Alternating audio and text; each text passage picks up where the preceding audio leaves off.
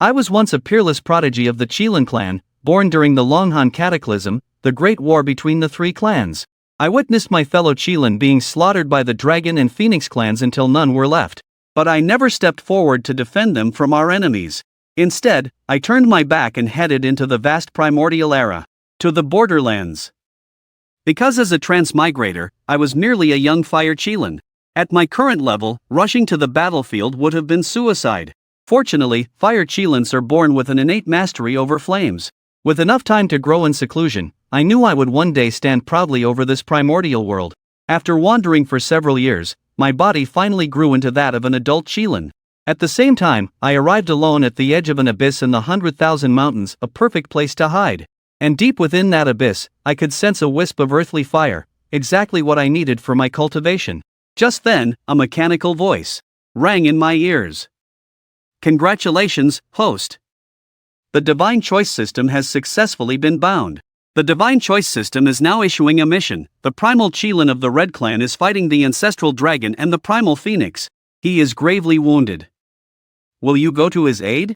Choice 1, accept the mission and learn the Qilin clan's ultimate technique, the 9 Revolutions Qilin art. Choice 2, decline the mission and obtain the legacy of a primordial fiend god, the fiend god body refining art. When this system suddenly appeared, I refused without a moment's hesitation.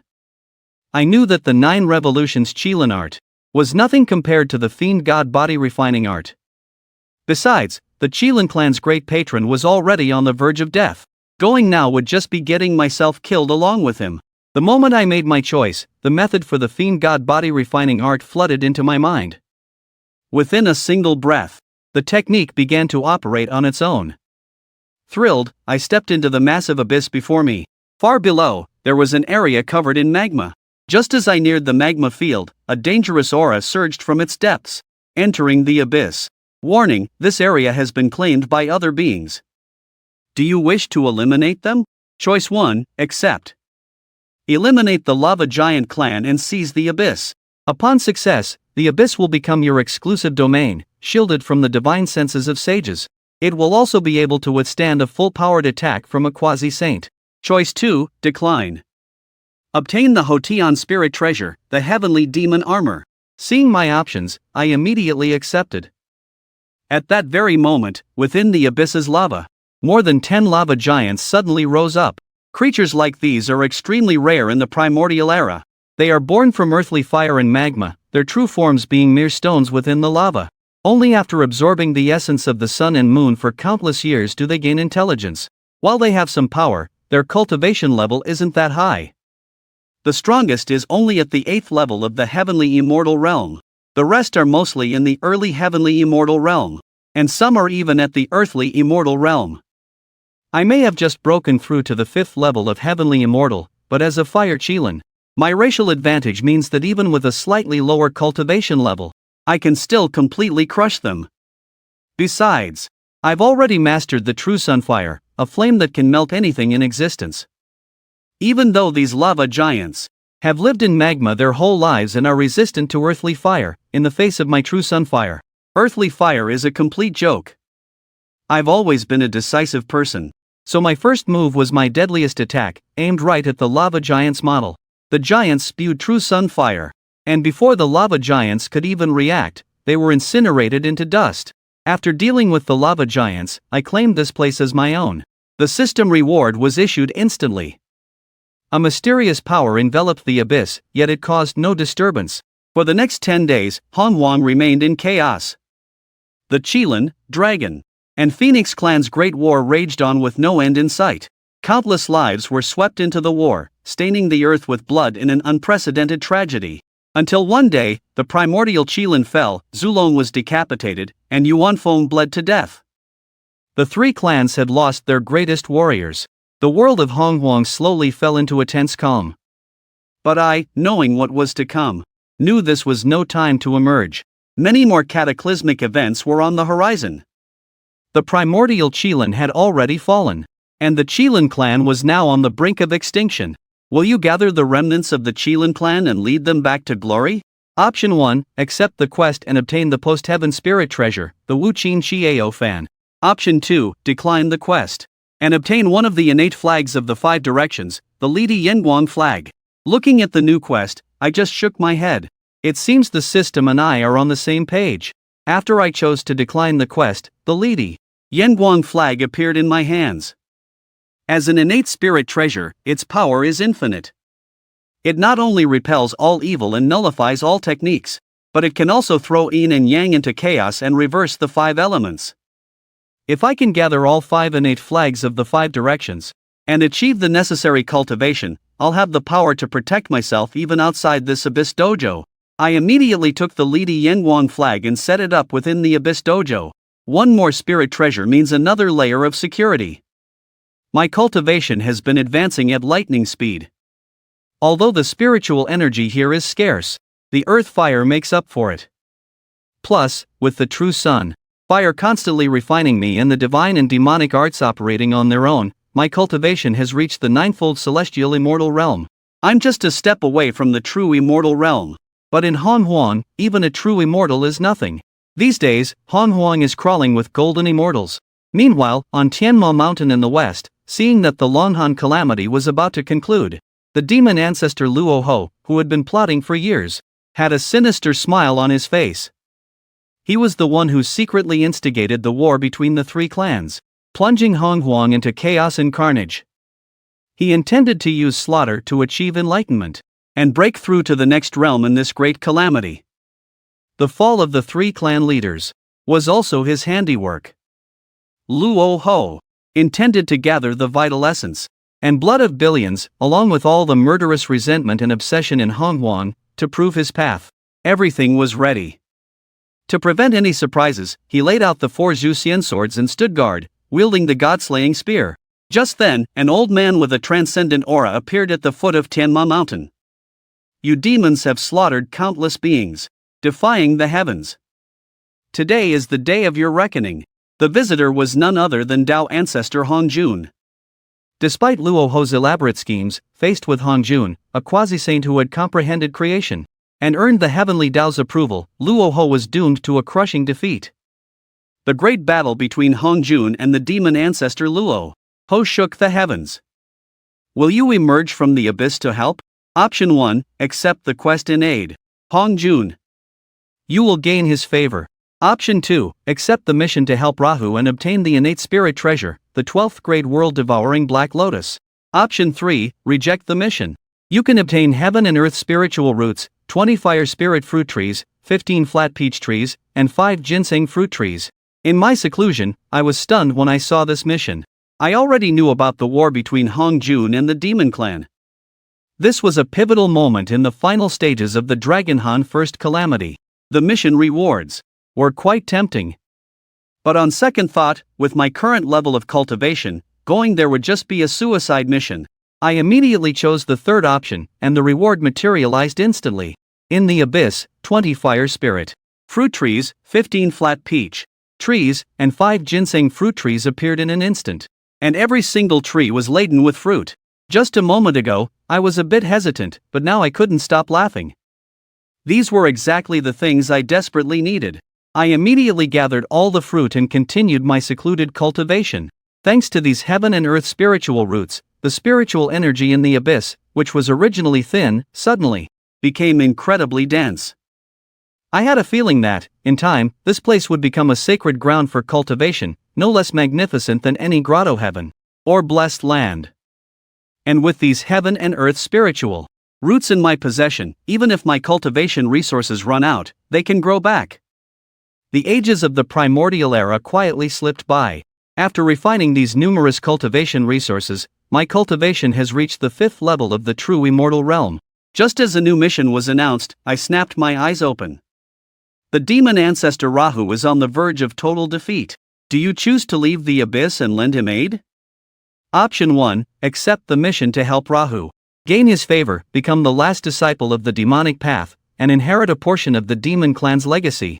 Option 2, reject the mission and obtain the Primordial Qilin's divine ability, the myriad beast heaven-shaking roar. Looking at the rewards for this choice, I chose the second option without hesitation. I instantly comprehended the Primordial Qilin's divine ability, the myriad beast heaven-shaking roar.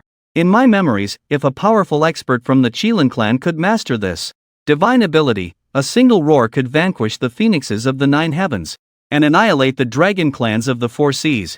It was a truly powerful, clan-defining ability. I never imagined I would actually learn it myself.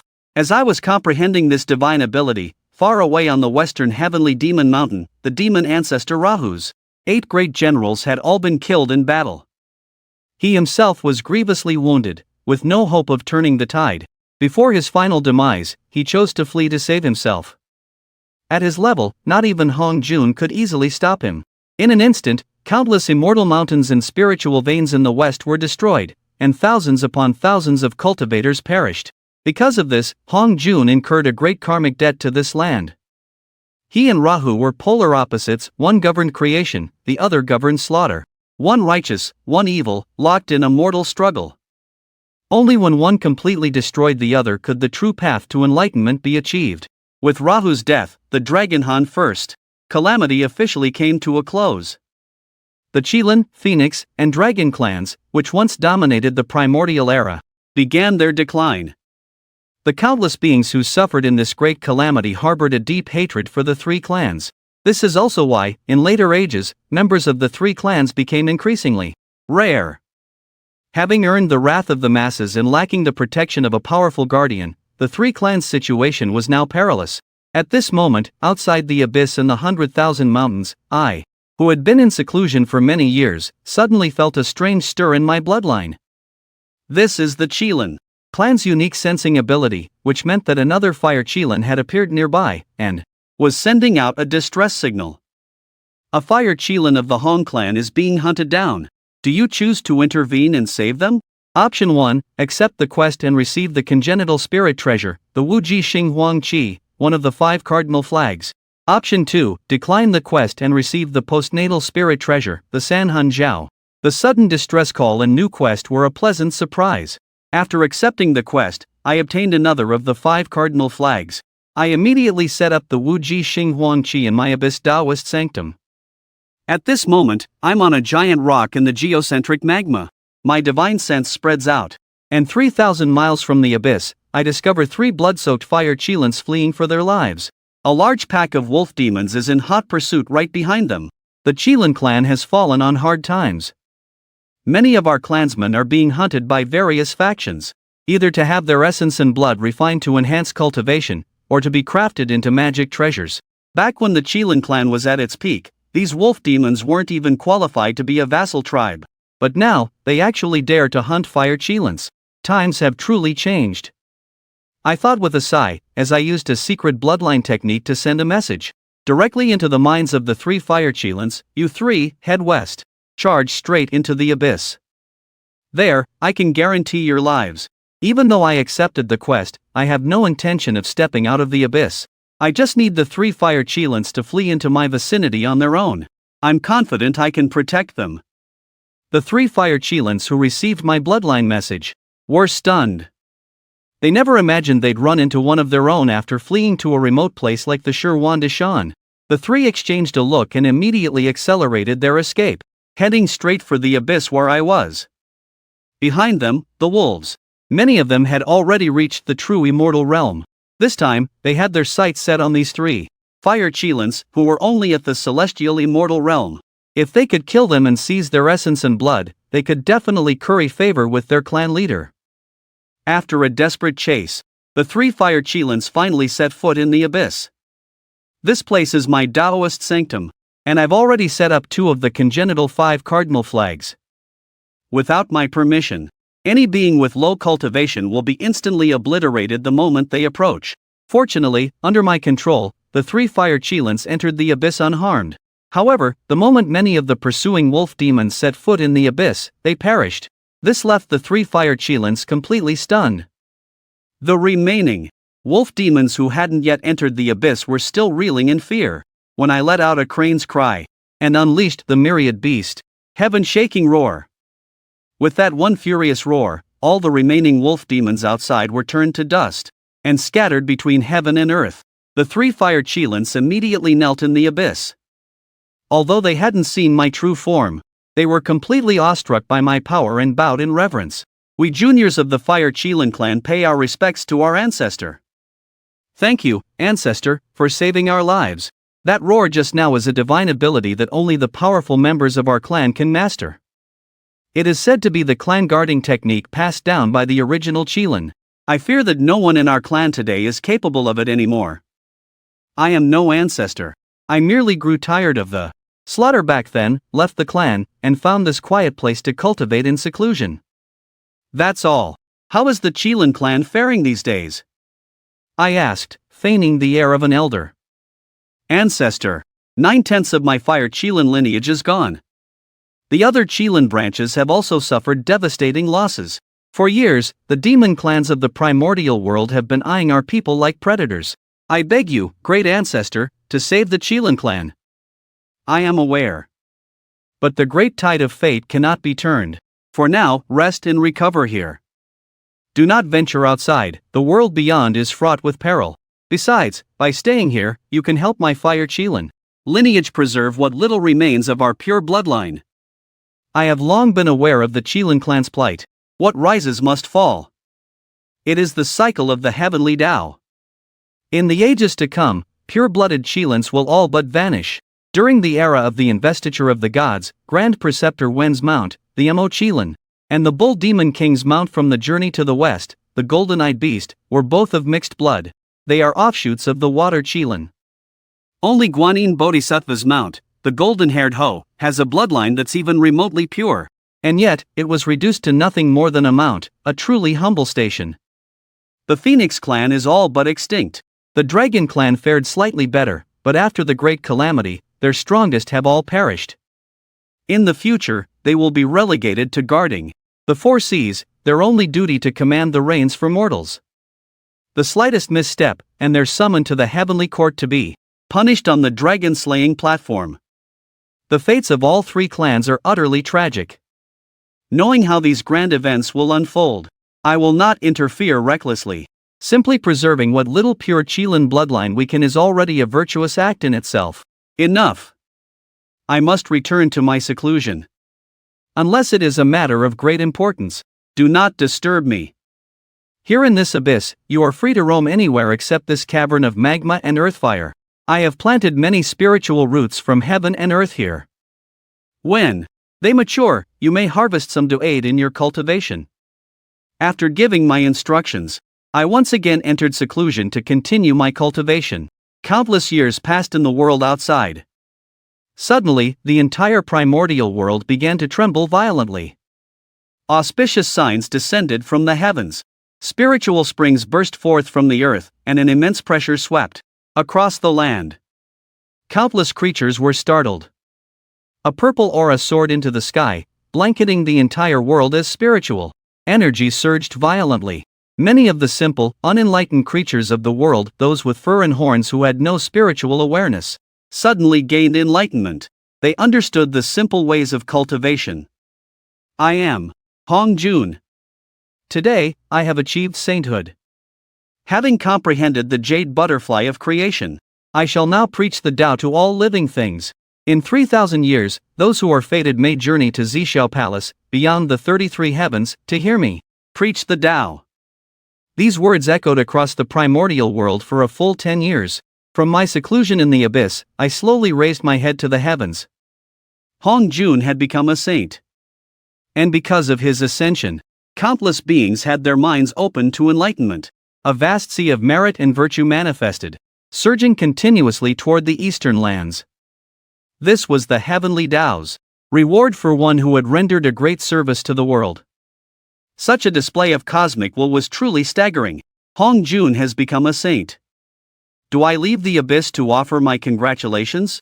Option 1, accept the quest and receive a piece of the parasol immortal wood. Option 2, reject the quest and receive 3 million points of merit. As I watched the heavenly merit flow endlessly toward Hong Jun's sacred ground, a part of me was envious. But the moment the new quest appeared, I instantly chose the 3 million points of merit. With this merit, I can rapidly advance my cultivation in a short time without harming my foundation. The very instant I received the 3 million points of merit, the immense tide of merit flowing to Hong Jun suddenly diminished by nearly half. This caused Ancestor Hongjun to frown slightly as he began to divine the cause. My divinations yielded nothing. Even the sages were perplexed by this moment. But I, having just received 3 million merit points, immediately began to refine them. My cultivation broke through directly to the 4th level of the Xianxian realm. Then I refined another 500,000 merit points. My cultivation reached the 9th level of the Xianxian realm, and I then refined another 1 million merit points. My cultivation stepped into the 3rd level of the Tai Xianxian realm. With 1 million merit points remaining, I continued refining without hesitation. By the time all 3 million merit points were used up, my cultivation had reached the 6th level of the Tai Xianxian realm, just a single step away from the Jinxian realm. After refining the 3 million merit points, 3,000 years had passed in a flash. Hongjun will be giving a sermon in the Zhixiao Palace beyond the 33rd heaven. Do you choose to leave the abyss and attend? Choice 1, accept the mission.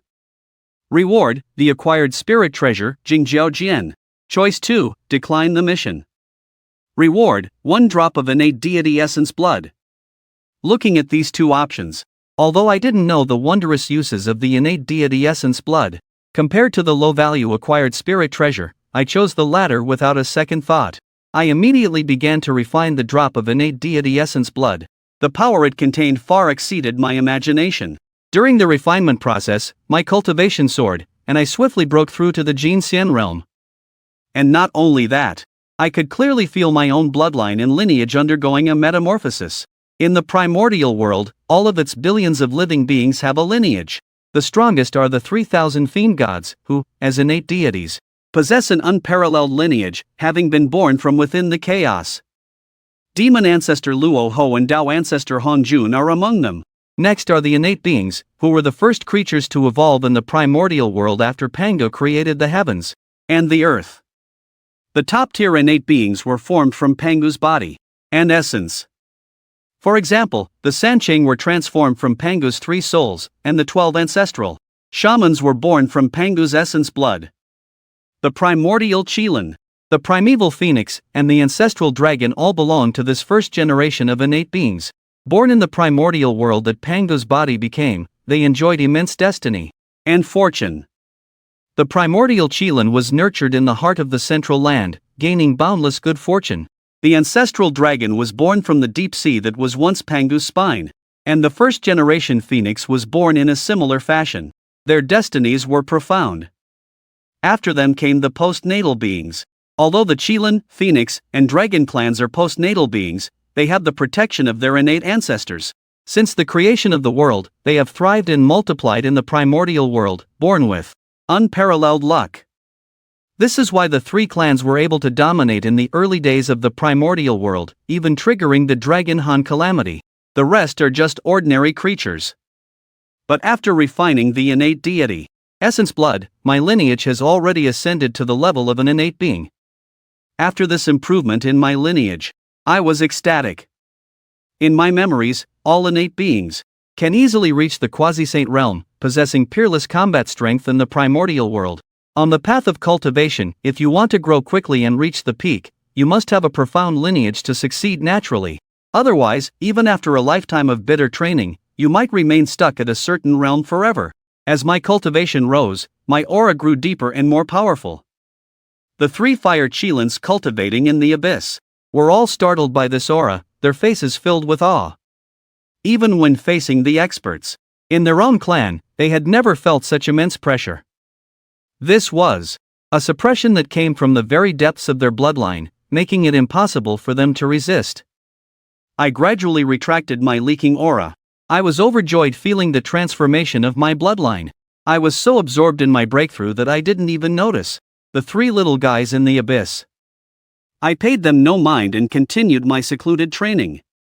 This time, it lasted another 3,000 years.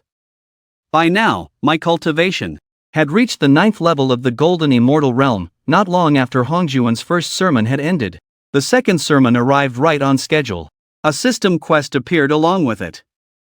Hongjuan's second sermon in Zhixiao Palace, beyond the 33 heavens. Do you choose to leave the abyss and head for the heavenly Tao? Choice 1, accept the quest. You can become a disciple of Tao ancestor Hongjun. Choice 2, decline the quest. You can obtain a drop of Pangu's blood essence. Staring at the system reward, I was so stunned I couldn't help but blurt out, "Holy crap! I never imagined it would be Pangu's blood essence." After refining this, both my cultivation and innate talent would get a massive boost. After getting Pangu's blood essence, I immediately began to refine it. Once I had completely refined it, my innate talent had elevated me to a top-tier innate being. My cultivation officially broke through to the Grand Luo Golden Immortal Realm, the 3rd level. After receiving the rich rewards from the first 2 sermons, I was really looking forward to Hongjuan's 3rd sermon. I was hoping to get more treasures to enhance my bloodline. Even if ordinary divine treasures didn't have much of an effect on me anymore, I could still give them to the 3 Fire Qilins to use. However, when Hongjuan's 3rd sermon began, the system reward wasn't anything bloodline related, but one of the 5 directional flags of the primal chaos, the Xianyuan water control flag. After setting up this flag in my abyss dojo, the once dry and scorching abyss instantly sprouted trickles of spiritual springs, making it much more suitable for the growth of heaven and earth spiritual roots. Over the years, nourished by dozens of these spiritual roots, the abyss was completely transformed. Strange flowers and exotic grasses sprang up around the spiritual fruit trees, and the 3 Fire Qilins had carved caves into the cliff walls to focus on their training. Constantly consuming divine treasures like peaches of immortality and ginseng fruits, their cultivation skyrocketed, and they had long since reached the mystic immortal realm. I also extracted the earth fire origin from deep beneath the abyss, refined it into 3 separate masses, and gave one to each of them to absorb and refine. This earth fire origin wasn't much use to me anymore, but it would greatly enhance their power. For these 3 little guys, it was an incredible opportunity. The innate flames inside their bodies weren't nearly as powerful as the earth fire until they reached a certain level of cultivation. Refining the earth fire origin would rapidly boost their strength and combat prowess. On Mount Buzhou, a brilliant light shot into the sky. It looks like a spiritual treasure has appeared. Do you choose to leave the abyss to go treasure hunting? Choice 1, accept the quest. You can get the innate spiritual treasure, the Jiu Sanpa Gourd. Choice 2, decline the quest. You can get the divine ability, Chaos, Divine Fire Palm. This sudden treasure hunting quest caught my attention. This was right around the time Hongjuan's final sermon was ending. The treasure appearing on Mount Buzhou must be the legendary 7-colored gourd vine. A single vine that produces 7 innate spiritual treasures. Each one has its own supreme, wondrous use. This gourd vine, it is also one of the legendary spiritual roots of heaven and earth. The timing is perfect, the gourds must be ripening. Whoever is destined for them will claim the 99 scattered soul gourd. It is one of the gourds born from the 7-colored gourd vine. This gourd was later claimed by Hongyun, known as the kindest soul in all the primordial realm. After Hongyun claimed the gourd, he slipped away quietly, only to be ambushed by Kuanpeng. He met a tragic end. Hongyun was simply too trusting. He left us way too soon. Given his origin as a primordial spirit, born from the very first crimson cloud, his power was unrivaled. Had he survived, he truly could have lived a life of absolute freedom. Not to mention his best friend, Zenyuanzi, who would later become the ancestor of Earth Immortals. His cultivation at the time couldn't even compare to Hongyun's. Thinking about all this, a thought occurs to me. Before long, the monster race will rise. Eastern Emperor Tai and the monster Emperor Dijuan will gather the monsters to build their heavenly court, before waging a war of supremacy against the fierce sorcerer race, sparking the great calamity of sorcerers and monsters. The aftermath of this calamity will be catastrophic. Every single monster will be dragged into it. Even the survivors of the ancient Dragon Han calamity, the Qilin, the Phoenix, and the dragon race will be dragged into the fray, ultimately wiped from existence. I refuse to stand by and watch that happen. The ancient Dragon Han calamity was the inescapable doom of the Qilin race, a fate I could not change. But this great calamity, we still have a chance to avoid it. I wonder how many of our kin are even left out there. If I can gather the survivors and bring them to the abyss to cultivate in seclusion, we might just save them. The Qilin bloodline is extraordinary. If enough of us survive, it will give me much more room to act down the line. With that in mind, I summon the 3 Fire Qilin of the abyss. A new calamity is approaching. As our kin, I cannot bear to see you dragged into another senseless disaster and annihilated. I will now pass down a sacred art to you, the chaotic divine fire poem. Whichever of you manages to master it first, I will send to the central realm to search for any surviving Qilin, and bring them back here to the abyss. This is completely voluntary. Those who come will be under my protection, and those who don't, well, their fate will be entirely their own. Whoever completes this task will become my personal disciple. It will be the fortune of a lifetime. Hearing my words, the 3 Fire Qilin are overjoyed, shouting, "Ancient ancestor, we hear and obey your decree." Hearing my words, the 3 Fire Qilin are overjoyed. Ancient ancestor, we obey your decree. Several centuries later, a gifted Fire Qilin masters the chaotic divine fire poem and comes to pay his respects.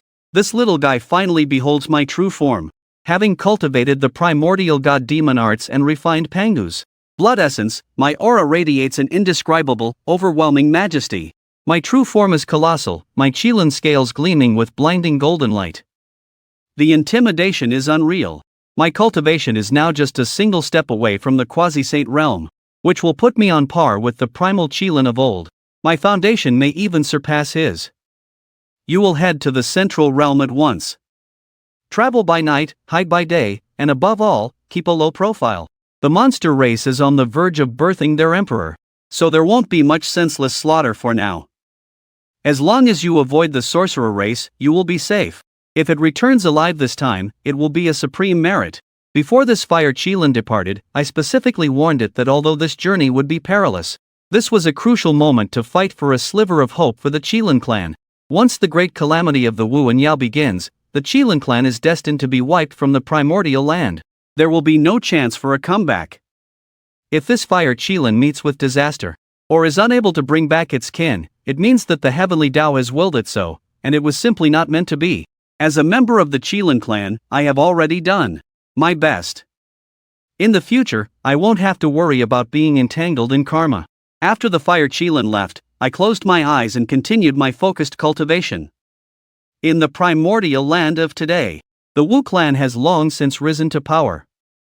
The 12 ancestral witches established 12 Wu clan tribes. As they flourished and grew, they began to compete with the Yao clan for territory. The people of the Wu clan are born with incredibly strong physical bodies.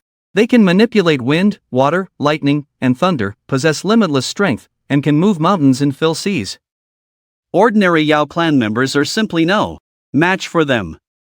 For a time, the Wu clan was unstoppable. The 12 ancestral witches created the Wu clan tribes to vie for the destiny of the primordial land. Should I choose to leave the abyss and stop them? Option 1, accept the mission and receive a wisp of Hongmeng purple qi. Option 2, decline the mission and receive the Taiyin true fire, one of the 10 great primordial flames. I, who had not been in seclusion for long, sensed the system's new mission and immediately checked it out. The moment I saw the words Hongmeng purple qi, my heart pounded with excitement.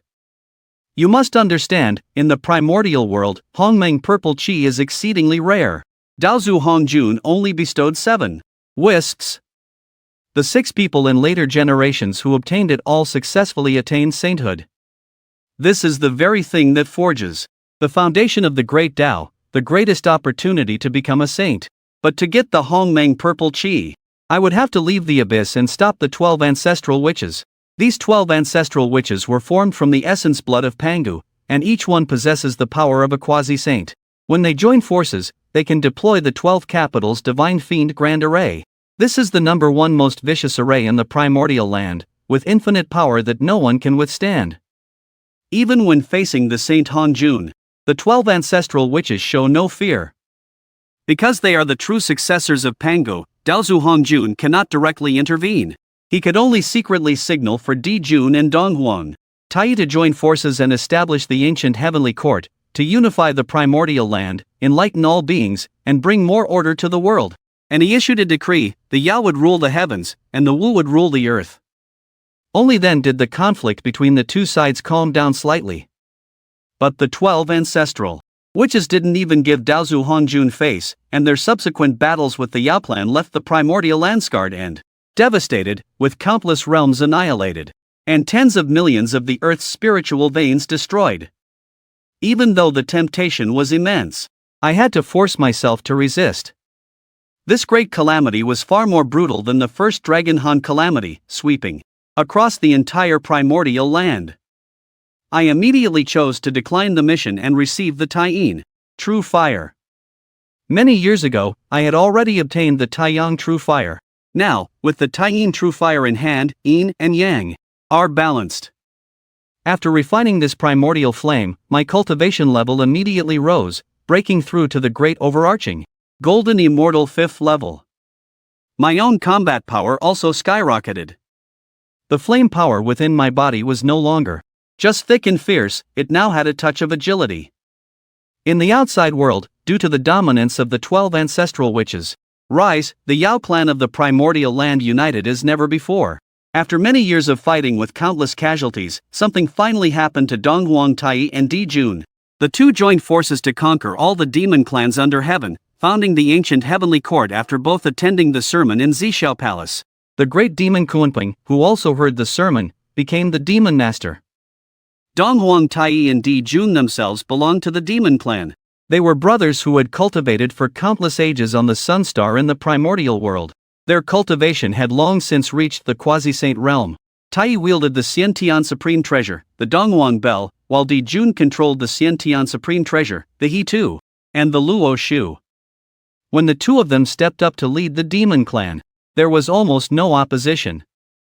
Di Jun named himself the Demon Emperor, and Tai the Demon Sovereign, ruling the ancient heavenly court together. They stood as rivals to the Witch clan. After the heavenly court was established, the two brothers should have become the rightful rulers of heaven and earth, founding a supreme dynasty and gaining immeasurable heavenly merit. Kneeling on the ground, Yuan Hong stared intently into the abyss. The oppressive aura of the laws here sent a chill down his spine, but the spiritual energy was absurdly dense, several times richer than even the best spiritual land in the Shirwan Dashan. Tongbi Yuan Ho, we were fated to meet. My voice echoed leisurely from the abyss. You wander the primordial world, alone and without a home. And yet, you have nowhere to belong, right? My abyss dojo needs a guardian for its gate. Are you willing to stay? Yuan Hong was completely stunned. His origins were an incredible secret. In all his years wandering the primordial world, not a single being had ever seen through him at a glance. But the thought of being a mere gatekeeper made Yuan Hong hesitate. Just then, I performed a little trick, making the peach of immortality and ginseng fruit trees in the abyss shimmer in and out of sight. Yuan Hong immediately started scratching his head and ears, drooling with intense craving. He had a chance to achieve the true path and become a saint. But all of this was secretly being manipulated by Tao ancestor Hongjun. After the heavenly court was created, the two of them received no heavenly merit. Instead, it was Tao ancestor Hongjun who benefited greatly. Donghuang Tai and the demon emperor Di Jun had founded the ancient heavenly court to fight for the primordial luck of the world. Will you choose to leave the abyss and pledge your allegiance? Option 1. Accept the mission and become one of the 10 great demon marshals of the ancient heavenly court. Option 2. Reject the mission and receive a Xiantian spirit treasure, one of the 5 direction flags, the Green Lotus treasure flag. As soon as Tai and Di Jun established their heavenly court, a new system mission popped up. I chose to refuse without a moment's hesitation. I'll take the Green Lotus treasure flag. 4 of the Xiantian 5 direction flags are now set up in my abyss dojo. With only one more, the set will be complete. At that time, unless a saint themselves shows up, any intruder who dares enter my dojo will be utterly crushed. Each of the Xiantian 5 direction flags is a top-tier Xiantian spirit treasure. A complete set is equivalent to a single Xiantian supreme treasure. With the Green Lotus treasure flag in place, the rare flowers and exotic grasses within the abyss grew even more lush. This flag contains the laws of the wood element, allowing it to nurture the essence of all plant life. After handling all that, I closed my eyes and focused my mind, sensing several figures near the abyss. I swept the area with my divine sense. I saw a white ape locked in a fierce battle with several members of the Witch clan. The white ape was wielding an iron rod and was unbelievably ferocious. That iron rod was no ordinary item, it was a Hotian supreme treasure. Every time he swung it, he would split mountains and cause landslides. The white ape's own cultivation wasn't weak, either. He'd already reached the mystic immortal realm. Seeing this, a system mission quietly appeared. Detected, the Tongbi Yuanho, a being of great destiny, is being hunted by the Witch Clan. Should I choose to leave the abyss and intervene? Option 1, accept the quest. Leave the abyss to rescue the Tongbi Yuanho and receive the post-heaven supreme treasure, the dragon phoenix zither. Option 2, reject the quest and receive spiritual roots of heaven and earth, 25 immortal spirit peach trees and 10 ancient true pines, 5 divine fire fruit trees, and 3 primordial banana trees. The system's prompt echoed in my mind. That's when I recognized the white ape as the Tongbi Yuanho. He is one of the 4 divine monkeys, along with the intelligent stone monkey, Sun Yukon, the 6-eared macaque, and the red-buttocked horse monkey. Each of them possesses great supernatural powers. Yuan Hong was the first of the 4 divine monkeys to appear, having already emerged during the primordial era. During the investiture of the gods era, he swept through all the gods and immortals. Unfortunately, he chose the wrong side and was ultimately slain by Luya's immortal slaying flying dagger, only to be canonized as one of the 4 waste stars. Looking at the battle outside, I first rejected the quest and claimed the spiritual roots. I already had quite a few spiritual roots in the abyss. Now, with the addition of 25 immortal spirit peach trees, 10 ancient true pines, 5 divine fire fruit trees, and 3 primordial banana trees, the number of worldly spiritual roots I've obtained is nearly 100. The roots I gained this time were even more precious. The immortal spirit peach trees are far rarer than ordinary peach trees. Even in the peach garden of immortality, managed by the Queen Mother of the West in later ages, there were only a handful. The pine needles of the ancient true pines and the leaves of the primordial banana trees can all be refined into post-heaven supreme treasures. The divine fire fruit tree, on the other hand, can help boost one's cultivation. All of them are treasures rarely seen in the outside world.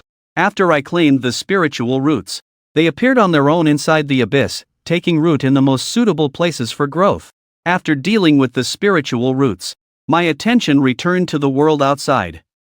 Without a sound, I used a divine ability to pull Yuan Hong straight into the abyss, while the members of the Witch Clan chasing him were suddenly engulfed in raging divine flames, instantly turning to ash. I hid myself within the sanctuary of the abyss and concealed my karma. Even if a grand witch from the Witch Clan came to investigate later, they would never be able to trace it back to me. After being pulled into the abyss, Yuan Hong was completely shocked. Such a heaven-defying technique, to be able to move him here in an instant. He knew he had been saved by a great expert. He had been hunted by the Witch Clan, barely escaping into the 100,000 mountains with his life. If this senior hadn't intervened, he would have been dead long ago. This humble demon, Yuan Hong, pays his respects to senior. Thank you for saving my life. Yuan Hong put away his iron staff and knelt on the ground. He instantly understood that the master of this place possessed an unfathomably deep foundation. So what if I have to guard a gate? If I can latch onto a senior this powerful, it's way better than wandering around out there. Yuan Hong immediately shouted his answer. Senior, I am willing to stay. As he spoke, the oppressive spiritual pressure of the abyss instantly vanished. He could finally walk freely inside. 2 Fire Qilins, carrying rare treasures of heaven and earth, emerged from the abyss. This was my doing. I was in seclusion and couldn't be bothered to show myself. It's the perfect chance for these 2 little ones to get to know Yuan Hong. On the way, I'll reveal my identity as the Qilin ancestor. Even though tens of thousands of years have passed since the Longhan catastrophe, the name of the Qilin can still strike fear into all living beings. It's no disgrace to ally with an ancient, great clan. Decades passed in a flash, and suddenly, the system's notification sound rang in my head. Detected, a portion of my Qilin clan, returning from the Central Great Emperor, is being pursued by the Zhurong tribe of the Wu clan. Intervene and rescue? Option 1, intervene and rescue. Reward, one of the 5 Xiantian spirit treasure flags, the Plain Cloud Realm flag. Option 2, refuse to rescue. Reward, Hotian spirit treasure, the heaven-piercing divine fire.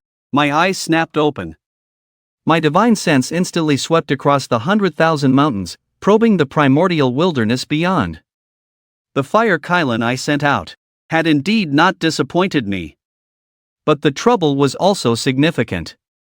The Wu clan of the Zhurong tribe actually dared to attack the Qilin clan. My divine sense pierced through thousands of miles and locked onto the target. 73 Qilin. Besides that Fire Qilin, he only brought back 72. To think that back in its golden age, the Qilin clan numbered in the tens of millions. Now, to have withered to this state. How tragic, how lamentable. I chose to accept the mission without hesitation. With the last of the 5 directional flags in hand, the entire set of Xiantian 5 directional flags is now complete. With them all in my Abyss dojo, even if the 12 ancestral witches came in person, they wouldn't be able to take a single step inside. Not to mention, their attention is currently all on the monster clan's heavenly court. They have no time to bother with me. With a single thought, thousands of miles away, something materialized out of thin air. A giant, flaming hand. A flash of golden light, and the pursuing Mu clan members were instantly immobilized. To think there were quite a few great witches at the golden immortal realm among this group. A pity. Before me, they couldn't even withstand a single blow. The leading Fire Qilin, trembling with excitement, immediately led his kin and charged into the 100,000 mountains. With a casual use of my divine powers, I erased their tracks. I teleported them all into the abyss. Among the 72 Qilin, my Qilin lineage accounted for more than 40. There were also 5 water Qilin, 7 golden Qilin, 6 wood Qilin, and 3 earth Qilin. The pure-blooded Qilin of the 5 elements are all here. Plus a few wind Qilin and thunder Qilin. Though few in number, the variety is complete. As long as they live and multiply here, it won't be long before the Qilin clan can grow strong again. Ancestor, I have not failed my mission. I have brought back the clan members willing to live in seclusion. The Fire Qilin, prostrated on the ground, his voice choked with emotion. I slowly rose and walked out from the depths of the abyss, my enormous body overwhelming everyone present. Among this group of Qilin, the one with the highest cultivation was merely a Taiching. Xian. No wonder they were targeted by the Wu clan. My gaze swept over the Qilin, finally landing on that Fire Qilin. I once said that if you could bring back our kin, I would take you as my disciple. My voice, like a great bell, resounded throughout the abyss. Listen, members of the Qilin clan. Today, I make this vow. This little one is now my disciple. You may all establish your own cave residences. As long as you do not step outside the abyss, I will ensure your lifelong safety. Little one, come with me. I turned and left with the Fire Qilin, leaving the rest of the Qilin clan in an absolute uproar. Especially the few old Qilin who had survived since the Longhan catastrophe. He stared at my back, trembling with excitement. The bloodline coursing through me. Its aura is even more tyrannical than that of the original Qilin. This time. Meanwhile, on the outskirts of the 10,000 great mountains, beyond the abyss, a few great shamans from the Zhurong tribe rushed to the Wu clan's garrison, only to find the place in complete chaos. The lead shaman's face twisted in horror. Such powerful fire magic. Quick, summon Lord Ancestral Shaman. A single strand of his hair burst into flames. Scorching fire engulfed the heavens and the earth. Zhurong, one of the 12 ancestral shamans, materialized out of thin air. He stared at the residual energy on the battlefield, his expression turning grim. This flame, its power is no less than my own. Zhurong closed his eyes, trying to divine what happened, but the threads of fate here were a tangled mess. The river of time was completely untraceable. The Qilin clan's destiny is not yet over. I'll retreat for now. Zhurong snorted coldly. He turned and strode into the 10,000 great mountains. He was going to find out just who dared to mess with his people. Back in the abyss, I instantly sensed Zhurong's presence. A smirk played on my lips. Him? Please. I'm on the verge of becoming a quasi-saint, just a single step away. And with the 5-directional Qilin guarding my domain, what could he possibly do to me, even if he found this place? Besides, the great war between the Wu and the Yao is imminent. Zhurong is destined to clash with Gongdong and perish soon anyway. There's no point in fighting him to the death. Laying low and surviving is the smart play. The system's notification chimed again. Zhurong has entered the 10,000 great mountains to investigate. Will you leave the abyss to engage him in battle? Option 1, fight. Reward, acquired great ultimate treasure, the demon sealing sword. Option 2, refuse. Reward, divine art, chaotic heaven burning finger. I chose 2 without a second thought. The cultivation method for the chaotic heaven burning finger instantly flooded my mind. Countless fragments of cosmic law churned in my sea of consciousness. In a matter of moments, I had completely mastered this divine art. Meanwhile, in the 10,000 Great Mountains, Zhurong's search yielded nothing for days, forcing him to leave empty-handed. For the next several tens of thousands of years, peace reigned in the abyss. The Qilin clan flourished, their population growing to over 1,000. I also successfully broke through to the peak of the great overarching golden, immortal realm, just one step away from becoming a quasi-saint. Meanwhile, the primordial realm had been turned upside down. The Yao clan ruled the heavens, and the Wu clan ruled the earth. Tension between the two clans simmered constantly, with war ready to erupt at any moment. On the day of the Yao Emperor Jun's wedding, the 12 ancestral shamans stormed the heavenly court together. With a wave of his hand, Jerome unleashed a torrent of divine fire, instantly engulfing the southern heavenly gate in flames. People of the Yao clan, today is Emperor Jun's wedding, and we've come to pay our respects. Enraged, Dong Huangtai hefted the chaos bell and charged toward the southern heavenly gate. How dare you covet a divine treasure? The toll of the bell shook the cosmos as it hurtled toward Jerome. With a cry from Dijon, the 12 ancestral shamans simultaneously formed the all-heavens god-slaying grand array. An immense amount of baleful energy converged, and a colossal phantom of Pangu, touching the heavens and standing on the earth, materialized over the primordial realm. The great deities looked on, their faces pale with terror. This is the Wu clan's ultimate trump card? The sheer pressure from Pangu's phantom washed over the heavenly court. Dong Huangtai was sent flying, the palaces behind him trembling violently. The cosmic orbit of the stars' grand array. Emperor Jun roared, his eyes filled with rage, Yao clan, let your stars shine. The power of 1 billion stars poured down from the heavens. The two ultimate arrays of the primordial realm clashed with a deafening roar. Boom! A terrifying shockwave ripped across the primordial realm. Even I, deep within the abyss, felt the intense shockwave and was violently ripped from my meditation. The system's alert chimed urgently. Ding! The first great war between the Wu and Yao clans is about to break out. Do you leave the abyss to stop it? Option 1, stop the great war. Reward, supreme grade innate spirit treasure, the 12th grade world purifying white lotus. Option 2, watch and see what happens. Reward, 9 revolutions chaotic mystic art. Without a second thought, I chose option 2. When two great deadly formations clash, just getting close is incredibly dangerous. The method for the 9 revolutions chaotic mystic art flooded into my sea of consciousness. I immediately calmed my mind and began cultivating. With my half-step quasi-saint cultivation, I could barely manage to practice up to the 5th revolution. Outside the formation, Ancestor Hongjun secretly made his move. The jade disk of creation protected the primordial world, and no one knew. The 12 ancestral Wu activated the great formation. The phantom of Pangu, wielding a giant axe, struck at the starry battle formation. Eastern Emperor Tai desperately defended against it. A brilliant light exploded in the chaos. He barely managed to block the attack. In the end, the ancestral Wu's magical power was massively depleted, and the Yao clan also suffered grievous losses. Both sides were devastated. The primordial world trembled and its ley lines shook.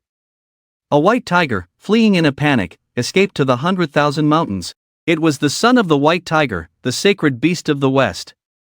His immortal cave had been hit by the great formations, shockwave, and was destroyed.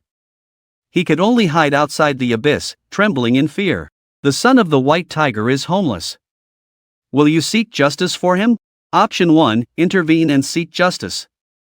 Reward, innate spirit treasure, the spirit pearl. Option 2, stand by and watch. Reward, supreme grade, innate spiritual root, the 5 elements pine. I decisively chose option 2. A brilliantly colored 5 elements pine landed in the abyss. The spiritual energy instantly surged. I glanced at the white tiger outside, an early-stage Grand Luo Golden Immortal. Not bad. I happened to be in need of a capable subordinate. With a wave of my hand, a powerful pressure enveloped the white tiger. Just as he was about to resist, I smoothly teleported him into the abyss. The white tiger fell to the ground, his eyes filled with terror. "Are you willing to submit to me?" I asked lightly. The white tiger was still dazed, so I directly condensed a giant palm of spiritual pressure to loom over him. "Senior, I'm willing to submit. Please, spare me." The white tiger was scared out of his wits, immediately kneeling and begging for mercy. "Oomph, teachable. From now on, you are the guardian sacred beast of the abyss." I nodded in satisfaction and assigned him to the plain cloud realm. Flag. The 5 sacred beasts of the 5 directions, paired with the 5 directional flags. This 5 elements grand formation might not be any weaker than the immortal slaying sword. Formation. The white tiger stared at the plain cloud realm flag, his eyes wide. This was a supreme treasure for cultivating the Tao of metal. But then he remembered he had become a gatekeeper, and his heart filled with frustration. He could only resolve to stay put for now and wait for an opportunity to make other plans. After settling the white tiger, I continued to break through to the quasi-saint realm. Meanwhile, in the heavenly court, the flames of war were ignited once more. The ancestral Wu of time, Zhu Zhouyin, recovered 30% of his combat strength and charged menacingly towards Emperor Jun of the Yao clan. "Today, we demand an explanation." Lady Nuwa was about to intervene, but was stopped by Hongjuan's voice transmission. "The calamity of the Wu and Yao is unstoppable. Your own destiny is about to arrive. Do not get involved in this conflict." On Kunlun Mountain, the 3 pure ones finally took action. The Taiji diagram, the Pango banner, and the immortal slaying sword formation all appeared. Jain and Zhuanti also showed up with their magic treasures. "The Yao clan cannot be annihilated. Ancestral Wu, please withdraw." Dizhong's face was grim, but he knew the tide had turned against them. "You want us to retreat? Fine. The Yao clan must compensate us with 1 million golden star essences and over 1,000 innate spiritual roots. Deliver them within 10 years. Emperor Jun gritted his teeth and agreed. Only then did the Wu clan retreat. But the conflict between the Lich and Demon clans just kept getting deeper. Just then, a system notification popped up. The voice rang out again. "The gods are blocking the Lich clan's retreat. Will you go to the heavenly court to join the battle?" Option 1, aid the gods. Reward, the immortal art, Shanqing Dongxian true scripture. Option 2, remain in seclusion. Reward, fragment of the supreme congenital treasure, the god-slaying spear. I chose 2 without a second thought. Why would I go out there and get tangled up in all that karma? I'm the only great Luo from the 3 clans left after the Dragon Han calamity. If I go out now at my peak, I'll be everyone's target. A streak of light landed in my hand. It was half of the god-slaying spear. The spearhead was gone, leaving only the shaft. So it's basically a divine stick. I shook my head, sighing. And to think this came from the primordial chaos lotus, that a treasure formed from its stem could end up this broken. Outside the abyss, Baihu saw that the Lich Demon War had finally ended, and he sneakily crept to the cave entrance. I can finally get out of here. But just as he was about to step out of the abyss, a gentle force stopped him, and he passed out cold. Heh, still trying to run away? I sneered, holding my new divine stick. All I used just now was an amount of magic equal to Baihu's own. And yet, it knocked him out instantly. The power of this thing is terrifying. I casually sent Baihu back to his quarters in the Yunjie. When he woke up, he was rubbing his head, looking utterly confused. Did I make it out? Why is my head so dizzy? Watching his bewildered expression, I smirked. It's a good thing this abyss is my personal domain. He can forget about leaving easily in this lifetime. Baihu flinched, not daring to have any more wild thoughts. But in his heart, he was already starting to plot his next escape plan. Watching his subtle movements, I let out a cold laugh. What a restless little guy. Then again, having him here in the abyss might keep things from getting too dull. Ding! As the son of the Western sacred beast, Baihu, you have sworn to escape the abyss. Are you willing to let Baihu leave the abyss? Option 1, accept the quest. Allow Baihu to leave the abyss and obtain the Western Gung metal essence. Option 2, refuse the quest. For the host's dignity. by who must not be allowed to escape. Obtain 1 session of the 5 elements Great Tao's resonance. I choose 2. The moment I spoke, the profound mysteries of the Great Tao of the 5 elements began to rapidly unfold in my mind. The sharpness of metal, the life force of wood, the searing heat of fire, the gentleness of water, the solidity of earth. The laws of the 5 elements were laid bare before my very eyes. The magical power in my body began to circulate on its own, 1 cycle, 2 cycles, endlessly. The 5-directional flag above my head started to float. The 5 elements pine next to me grew lush and vibrant, forming a canopy like an umbrella that enveloped me in the aura of the 5 elements Great Tao. In Zishao Palace, Ancestor Hong Jun's eyes snapped open, filled with shock and doubt. The way of the 5 elements. It's the very foundation of the primordial world, yet it's nearly impossible to master, especially comprehending all 5 elements at once. It's harder than ascending to the heavens. Ever since Taoist 5 elements fell during the Dragon Han calamity, there hasn't been another master of the 5 elements Great Tao in the primordial world. But the power of this aura, it's as strong as a late-stage quasi-saint. Could it be that Taoist 5 elements never actually died? Killing intent flickered in Hong Jun's heart. If an expert of this caliber suddenly appeared, it would completely disrupt his plans. But when he tried to divine my location, he found the secrets of heaven were in chaos, making it impossible to find anything. Helpless, he could only commit this aura to memory and wait for an opportunity in the future. In the primordial world, powerful beings like Laozi were frantically trying to figure it out. But just like Hong Jun, they came up with nothing. This mysterious aura of the 5 elements became a puzzle that troubled them all. Meanwhile, I was completely oblivious, immersed in my comprehension of the Great Tao of the 5 elements. Crack! With a low sound, I snapped my eyes open. A 5-colored light shot into the sky, and a terrifying pressure swept through the entire abyss. The ancestor has broken through. The little Qilins in the abyss were forced to the ground by the pressure, but their faces were filled with pure joy.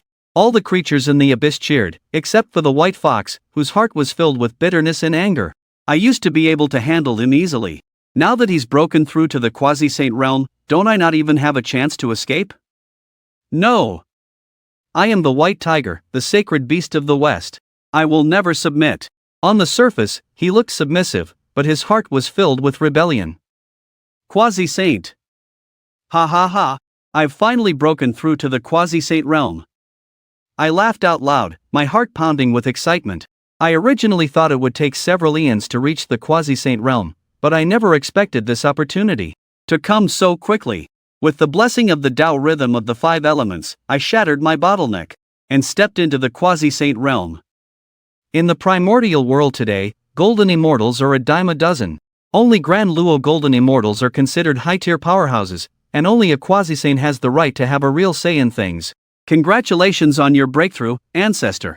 The creatures of the abyss congratulated me in unison. My mind was racing, filled with emotion.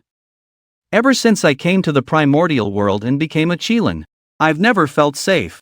The Qilin clan, as one of the 3 primordial races, was at the very center of the great calamity. It was extremely dangerous. If it weren't for the protection of the Abyss Sanctuary, I would have had nowhere to hide. After the Dragon and Han calamity ended and the Zishao Palace began its lectures, I never once stepped outside. First, I wasn't strong enough and feared being ambushed. Second, my identity was sensitive. A Qilin at the Grand Luo Golden Immortal level is just too conspicuous.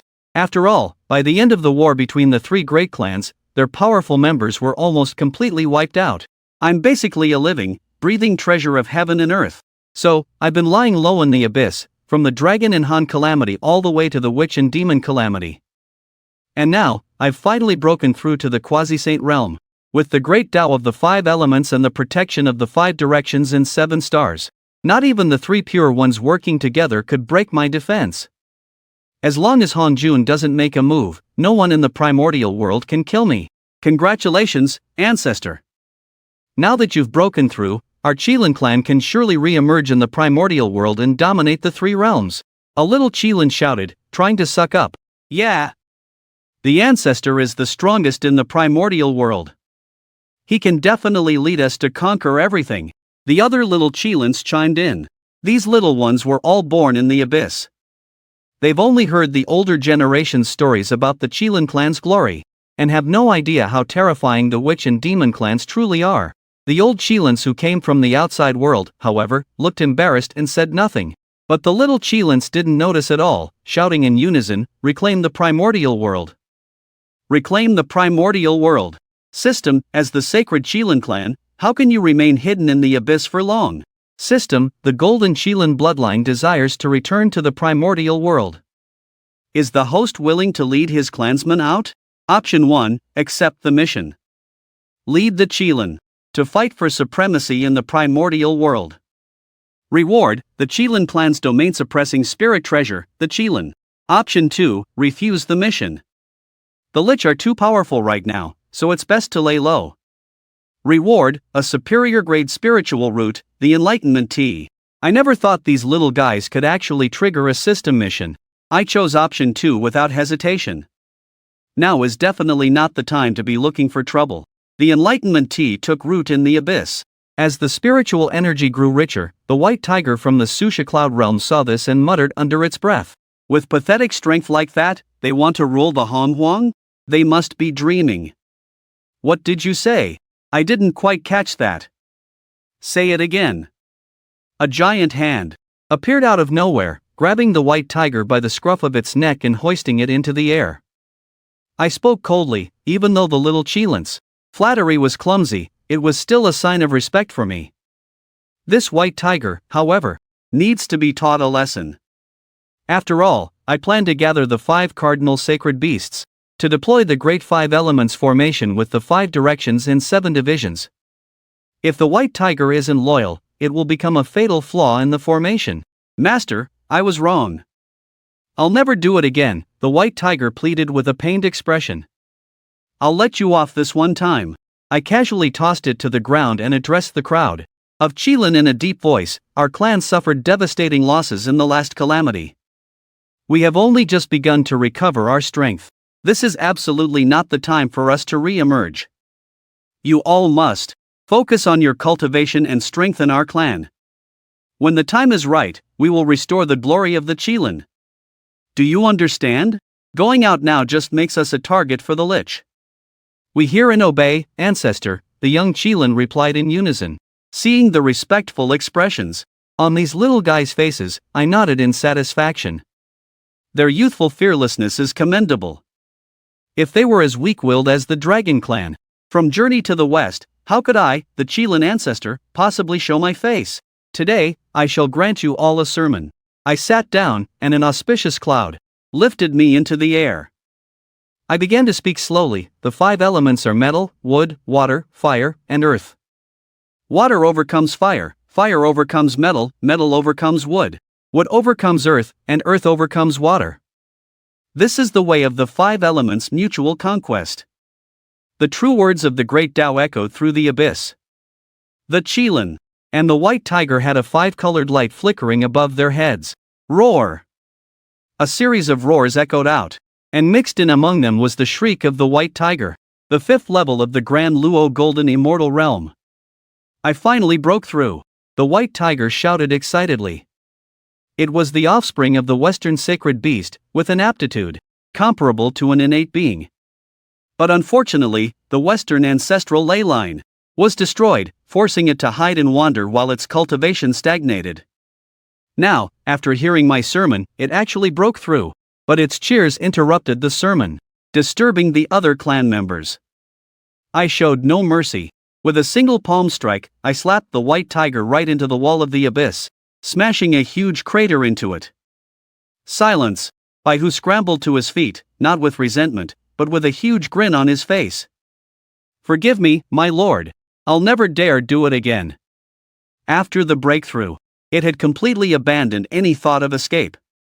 Here in the abyss, not only could it listen to sermons on the Tao, it also had the Susha Cloud to aid its cultivation.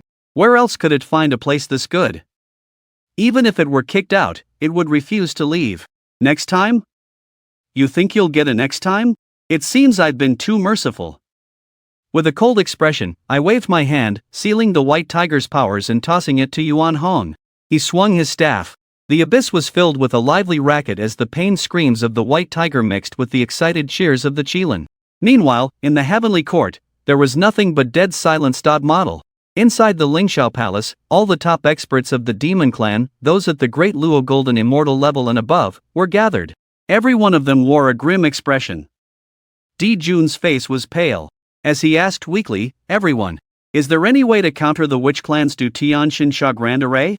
The demon clan suffered a crushing defeat in the last war. If it weren't for powerful figures like Laozi stepping in, our clan would have been wiped out. The Du Tianxin Sha Grand Array has become a demon that haunts Di Jun. Until it's dealt with, he can't eat or sleep." "Shi Huang," Di Jun said, looking at Fushi, "do you have a strategy?" Fushi mused, "The Du Tianxin Sha Grand Array is immensely powerful. While our Zhou Tianxing Do Grand Array is a bit weaker, if we just train diligently and reinforce it with the Xingqian Fan, we can definitely stand against it." He left the rest unsaid. The Witch Clan's array isn't even complete yet. If it were fully formed, our Zhou Tianxing Do Grand Array wouldn't stand a chance. With the clan's morale already so low, saying that would just be kicking them while they're down. That's right. If we had 365 Xingqian Fan, we could definitely break their array. Damn those Witch Clan savages. They forced us to hand over 1,000,000 gene of Starlight Essence. Now we don't have nearly enough to forge the Xingqian Fan. Di Jun seethed, gritting his teeth.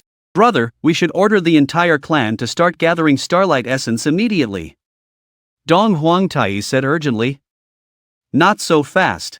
Di Jun stopped him and turned to Koan Pang. "Demon Master, you invented our written language. You are a teacher to our entire clan. I wonder what brilliant insight you might have." His tone carried a hint of malice. Koan Pang has been gathering forces in the northern underworld, and he's becoming too powerful to be ignored. He must be watched. A flicker of resentment flashed in Koan Pang's eyes, but his face was a mask of respect. "Your Majesty, you think too highly of me. I do have one small suggestion." "Go on, Demon Master." "Everyone, are you aware of the relationship between the Witch Clans Gong Gong and Zhu Rong? They clash from time to time," answered one of the demons. Koan Pang smiled. "And that is our opening. If we can incite a war between the two ancestral witches of water and fire, so that they both suffer heavy losses, wouldn't their Du Tianxin Sha Grand Array collapse on its own?" Hearing this, Di Jun hesitated. In the culture of the primordial era, face-to-face battle was valued. A devious plot like this made him uneasy. The demons below began to mutter amongst themselves. "Your Majesty, our clan's supply of Starlight Essence is critically low. We have no time to forge the Xingqian Fan. We're running out of time." Koan Pang declared loudly. Di Jun's resolve hardened. He gritted his teeth and said, "Fine. I'm entrusting this matter to you, Demon Master. You must not fail." His distrust of Koan Pang only grew, so he simply dumped the dirty work on him. Koan Pang looked furious, but he had no choice but to accept the command. He had intended for Di Jun to lead the plot, which would have ruined his reputation. He never thought he'd be hoisted by his own petard. System notification: the flame of the east shines bright and just. The demon master of the supposedly honorable demon clan is plotting to harm the ancestral witches. Host, will you stop this conspiracy? Option 1, accept the mission and expose the conspiracy. Reward, the 9 revolutions mystic art. Option 2, refuse the mission and let fate run its course. Reward, 1 drop of chaotic demon 8 blood essence. I'll take option 2. The 9 revolutions mystic art is useless to me. My own chaotic 9 revolutions mystic art is a far superior version anyway. But this drop of blood essence, this is a once-in-a-lifetime opportunity for Yuan Hong. Yuan Hong. Greetings, Master. How may I serve you? Yuan Hong appeared, bowing respectfully. For your service in guarding the Abyss Portal, I bestow this upon you. I took out the drop of chaotic demon 8 blood essence. Yuan Hong's eyes were instantly glued to it, staring intensely at the jewel-like drop of blood. When he heard I was bestowing a gift upon him, he immediately dropped to his knees. Thank you for your generosity, Master. Yuan Hong swears an oath to serve you for all eternity, master. If I'm lying, may I be struck by lightning. Go. And when you refine it, you must guard your mind. With a wave of my hand, I dismissed him. Yuan Hong was originally a peak-level acquired spirit. After refining the essence Bled, his foundation is bound to skyrocket. He could even become an innate spirit, with the potential to break through to the quasi-saint realm one day. The first Lich Demon War brought devastation to the primordial realm. Countless mountains crumbled and rivers ran dry. The entire realm fell deathly silent. If not for the intervention of the great powers, the primordial realm would have been annihilated long ago. After the Great War, the Wu clan retreated, and the Yao clan ascended to rule the heavenly court. The great powers returned to their domains, leaving only Nuwa to wander the lands of the primordial realm. My master sent a message, saying my destiny was at hand. But with the realm so broken, where could my destiny possibly be? Nuwa sighed softly. She walked the primordial realm for thousands, even tens of thousands of years, watching the land slowly recover. Insects, fish, birds, and beasts reappeared. Grasses and trees gradually flourished. In that moment, Nuwa had an epiphany. With a flip of her hand, she summoned the 9 heavens breathing soil, and drew forth the Sun Guang divine water. She kneaded them together, molding them into one peculiar shape after another. Nuwa is creating humans. A new species is about to be born in the primordial realm. Does the host wish to leave the abyss and interfere? Option 1, accept the mission. Stop Nuwa from creating humans. Reward, acquired ultimate treasure, the mountain-altering whip. Option 2, decline the mission. Quietly observe the birth of the human race. Reward, the method of severing the 3 corpses. I was startled by the system prompt, my mind reeling. The human race is about to be born? As someone from a later era, I feel a strong sense of kinship with humanity. And the method of severing the 3 corpses is the very path to sainthood personally taught by Hong Jun. But I have my doubts about this method. In the primordial realm, there's more than one path to sainthood. Pan Gu's way of proving the Tao with strength and Nuwa's way of achieving it through merit are both great Das. The method of severing the 3 corpses passed down by Hong Jun seems like a shortcut, which means there's probably a hidden catch. Once you become a saint that way, the path forward might be a dead end. I choose to decline the mission. The secrets of the method of severing the 3 corpses instantly flooded my mind. This method requires one to sever their good and evil corpses, leaving only the true self. Only when the 3 corpses merge into one can sainthood be achieved. I didn't rush to cultivate it. This method might not be suitable for me. I have the system, so there will surely be other opportunities in the future. Just as I was comprehending the technique, celestial music began to echo throughout the primordial realm as golden springs welled up from the earth, and a massive amount of karmic merit descended from the heavens. By creating humans, Nuwa has gained immeasurable merit and is about to become a merit saint. Does the host wish to leave the abyss and offer congratulations? Option 1, accept the mission. Congratulate Nuwa on her sainthood. Reward, acquired spirit treasure, the immortal binding rope. Option 2, decline the mission. Reward, innate spirit treasure, the heaven-burning plume fan. A new mission appeared right away. I chose option 2 without hesitation. The heaven-burning plume fan was the ultimate treasure of the ancient Phoenix clan, forged from the plumes of divine fire phoenixes, flame rocks, and other fire aspect avian beasts, and refined in their essence. A single wave of the fan can incinerate the heavens and boil the seas. The Phoenix clan was annihilated in the War of the 3 Clans, but their ultimate treasure ended up in my hands. I couldn't help but sigh. What's the point of scrambling for a fleeting moment of fortune? In the end, it's better to just obediently serve me. My true form is a Fire Qilin, so refining the heaven-burning plume fan will be a piece of cake. At that moment, a powerful surge of energy erupted from Yuan Hong's direction. He had refined the essence blood of the chaos demonic ape. His cultivation base shot straight up to the 6th level of Jinxian. His very foundation had transformed into that of an innate spirit, albeit the weakest kind. Watching Yuan Hong's breakthrough, a smile crossed my face. Even if he's only the weakest of the innate spirits, Yuan Hong now has what it takes to reach for the quasi-saint realm. There's nothing holding his training back anymore. Even though I'm just laying low in the abyss, I know full well that you can't clap with one hand. I need powerful allies, which is why I brought the Qilin clan together, and why I took in Yuan Hong and Bai Hu. The Qilin clan now has over 10,000 members. Under my tutelage, my apprentice, Hua Qilin, and a few other exceptionally talented ones, have all broken through to the golden immortal realm. When I've got nothing else to do, I also forge some post-heaven supreme treasures to reward them.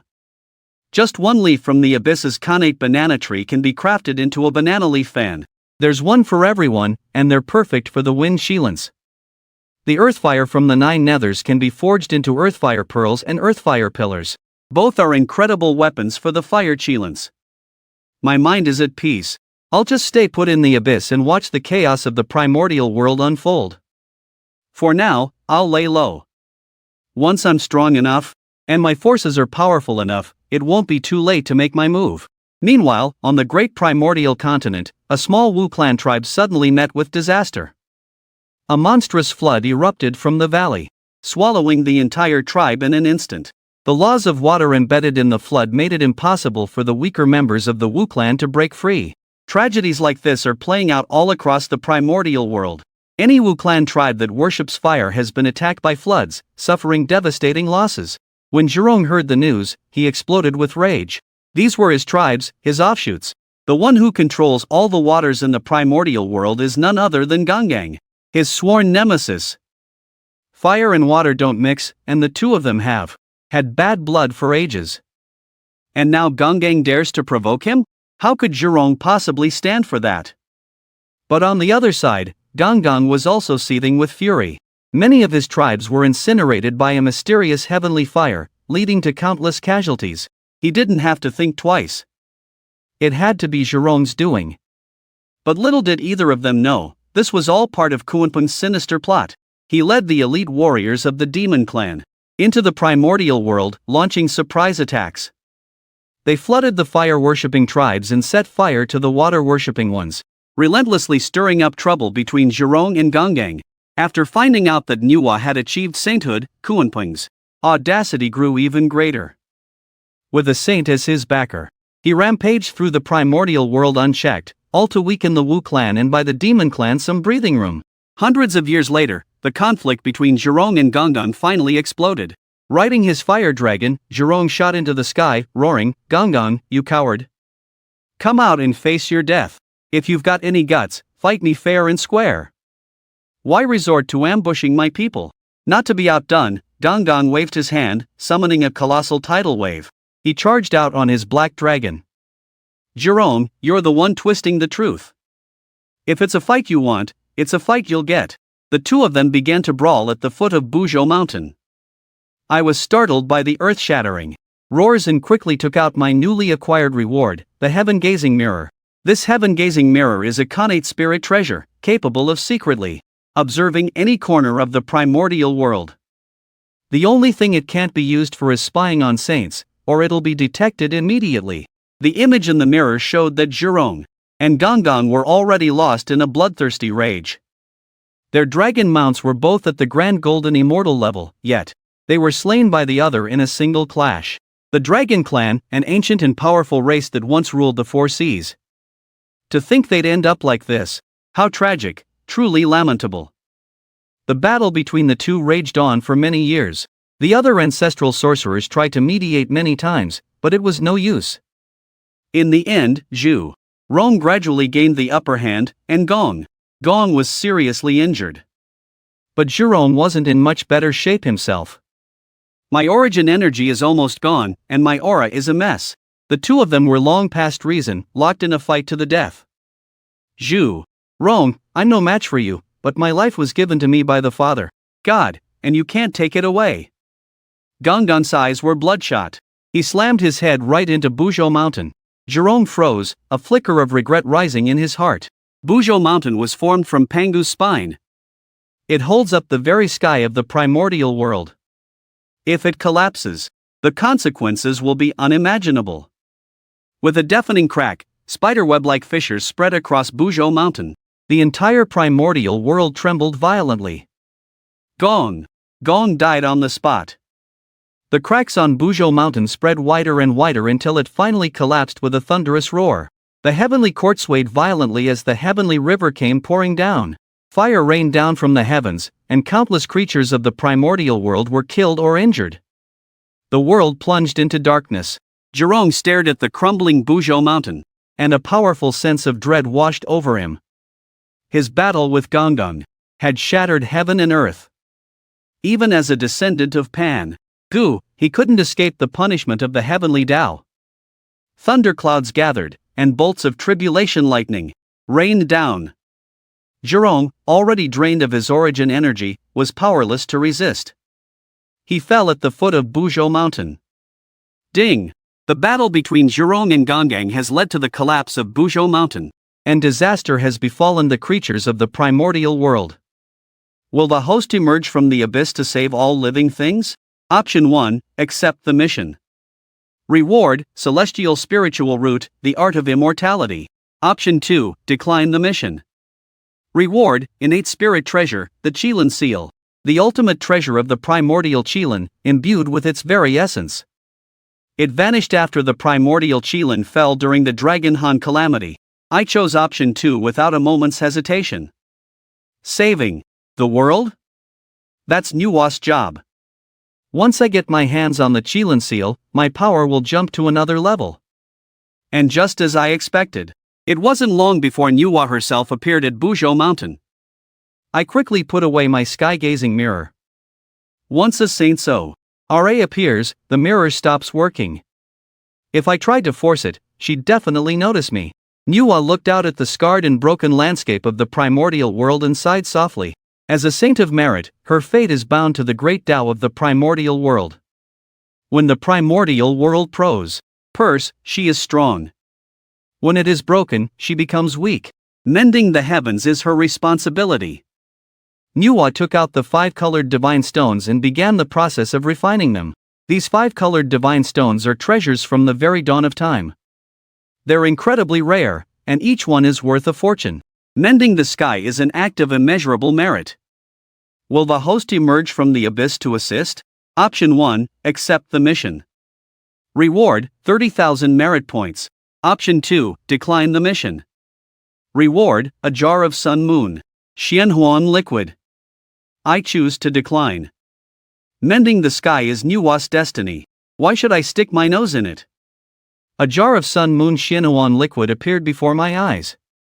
A system prompt chimed in.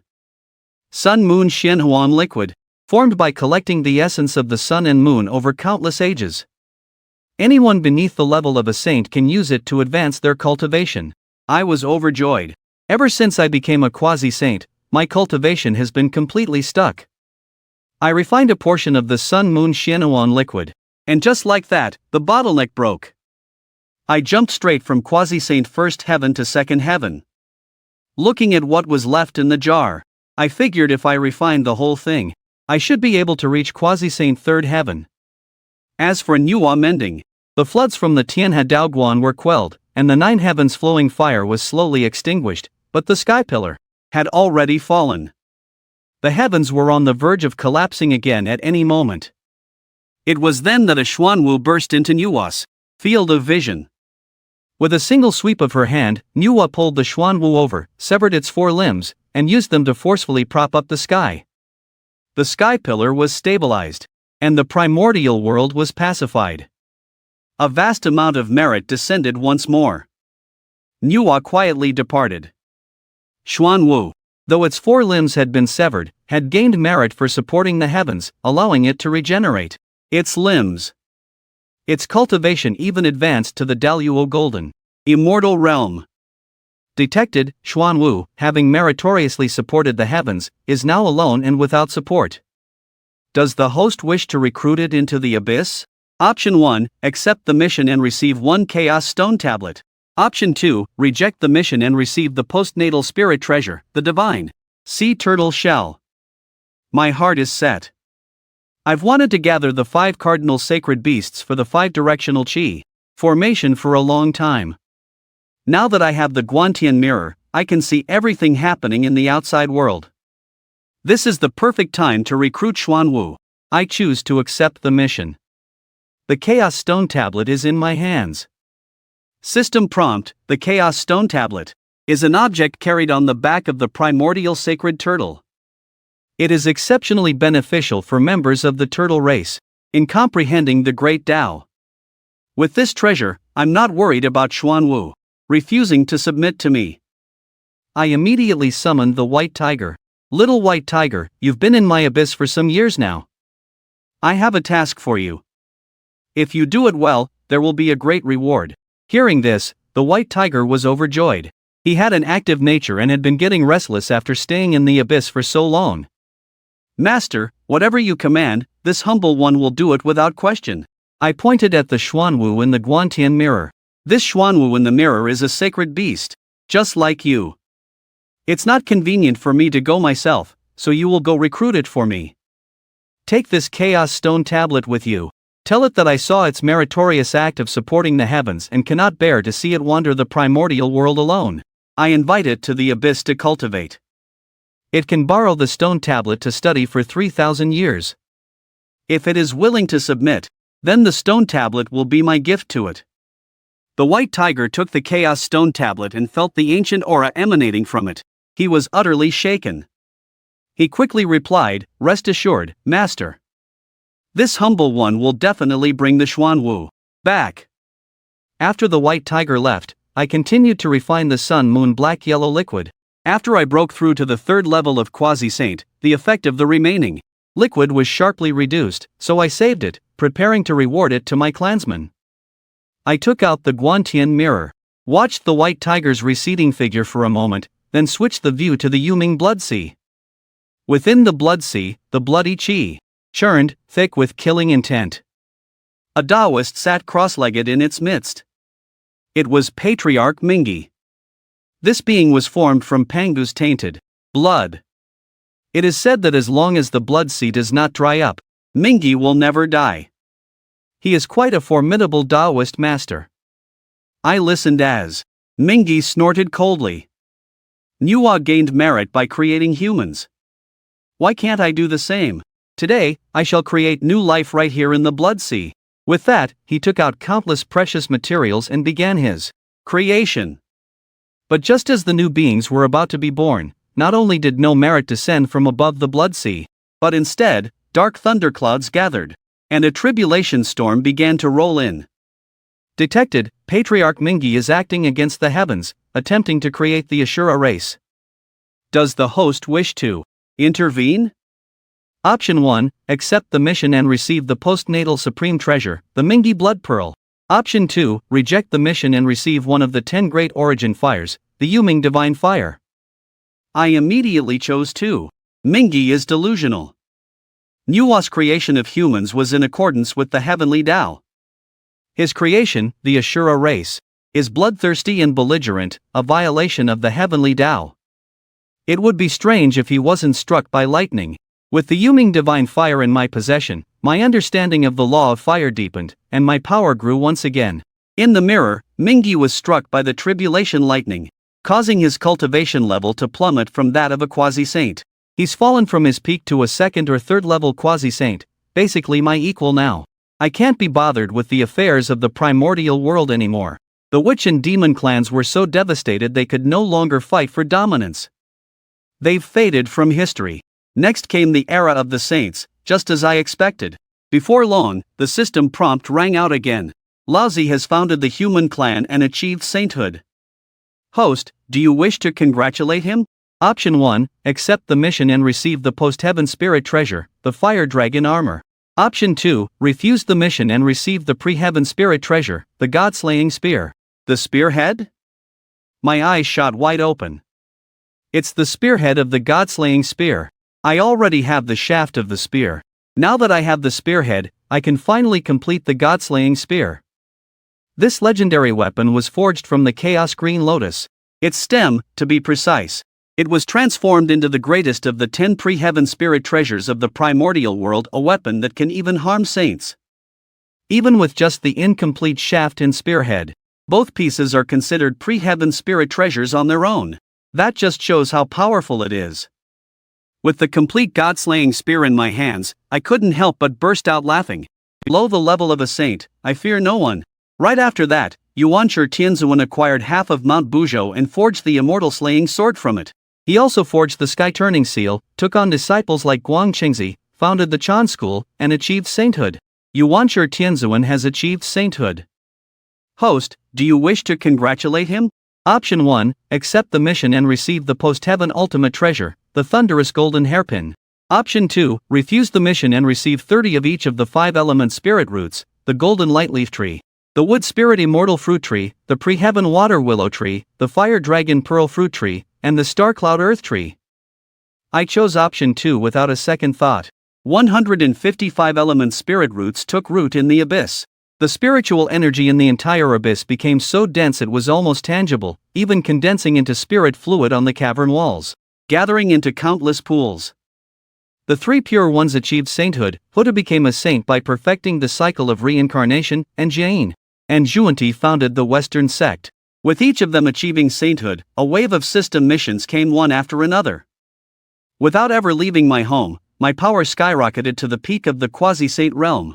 Then one day, I sensed a familiar aura approaching the abyss. A quick scan with my divine sense, and the corners of my mouth curled up. White Tiger. He's back. That guy's been gone for so long, I bet he was just using his mission as an excuse to goof off all over the Primordial World. The whole Lich Demon War ended, the 3 pure ones and 2 others achieved sainthood, and he's only just now sauntering back. I was about to punish him, but then I saw who was following him, a massive Xuanwu. The 2 sacred beasts were riding on auspicious clouds as they approached the abyss. White Tiger prostrated himself on the ground and called out respectfully, "White Tiger has returned from his mission." "I greet you, Master." Xuanwu looked at the mysterious abyss before him, his eyes filled with doubt. If White Tiger hadn't shown him the Chaos Tablet, he never would have come to such a desolate place. But just as he hesitated, a powerful force pulled both him and White Tiger into the abyss. Looking at the Xuanwu before me, a satisfied smile spread across my face. Of the 5 directional sacred beasts, I now have 2. The world spun around him, and Xuanwu was instantly pulled deep into the abyss. He was utterly shocked. The spiritual energy here was dense beyond anything he could have imagined. Over the years, he'd visited deep-sea spirit springs and lived on celestial island mountains, true paradises. But compared to this abyss, those places were nothing. I was sitting cross-legged on my 5-element prayer mat. Standing there on the 5-element pine, a faint pressure began to spread with my every breath. Xuanwu's heart instantly began to pound. This Qilin ancestor, he's definitely a quasi-saint. In all of Honghuang, quasi-saints can be counted on one hand. When the saints don't intervene, quasi-saints are the absolute peak of power. Anyone who reaches this realm is an ancient monster with an unparalleled lineage who has lived for countless ages. Although the Xuanwu clan is one of Honghuang's sacred beasts, our innate potential is limited. Becoming a quasi-saint is harder than ascending to the heavens. Some time ago, his 4 limbs were severed by Nuwa, and he earned great merit for supporting the heavens. Only then did his innate potential change slightly. But even so, becoming a quasi-saint would still take an eternity. If Baihu hadn't shown him the Chaos Steel, giving him a chance to grow stronger quickly, he never would have come to this desolate place.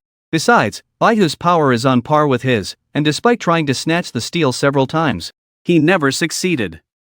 That's why he had no choice but to follow him here. I slowly opened my eyes, my gaze falling upon Xuanwu. My voice was calm, yet held undeniable power. Xuanwu. Back when Nuwa was mending the sky, I took notice of you. You carry a great destiny, but those with great destiny in Honghuang are a dime a dozen. Few ever become truly powerful. Most are just washed away by the river of time.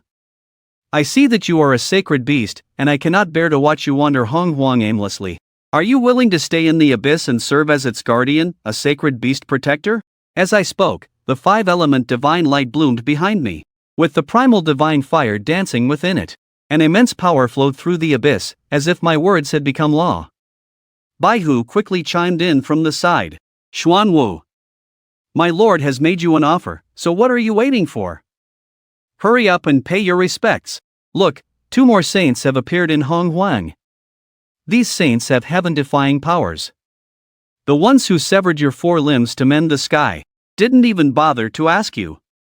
If it wasn't for the heavenly Tao's merit protecting you, you'd be finished. Here in the abyss, with the Lord's protection, no one would dare bully you. Everything Baihu said was true. When his limbs were cut off, Xuanwu was filled with resentment, but he was completely helpless. The saints are the supreme rulers of Hong Huang. He had no power to resist them.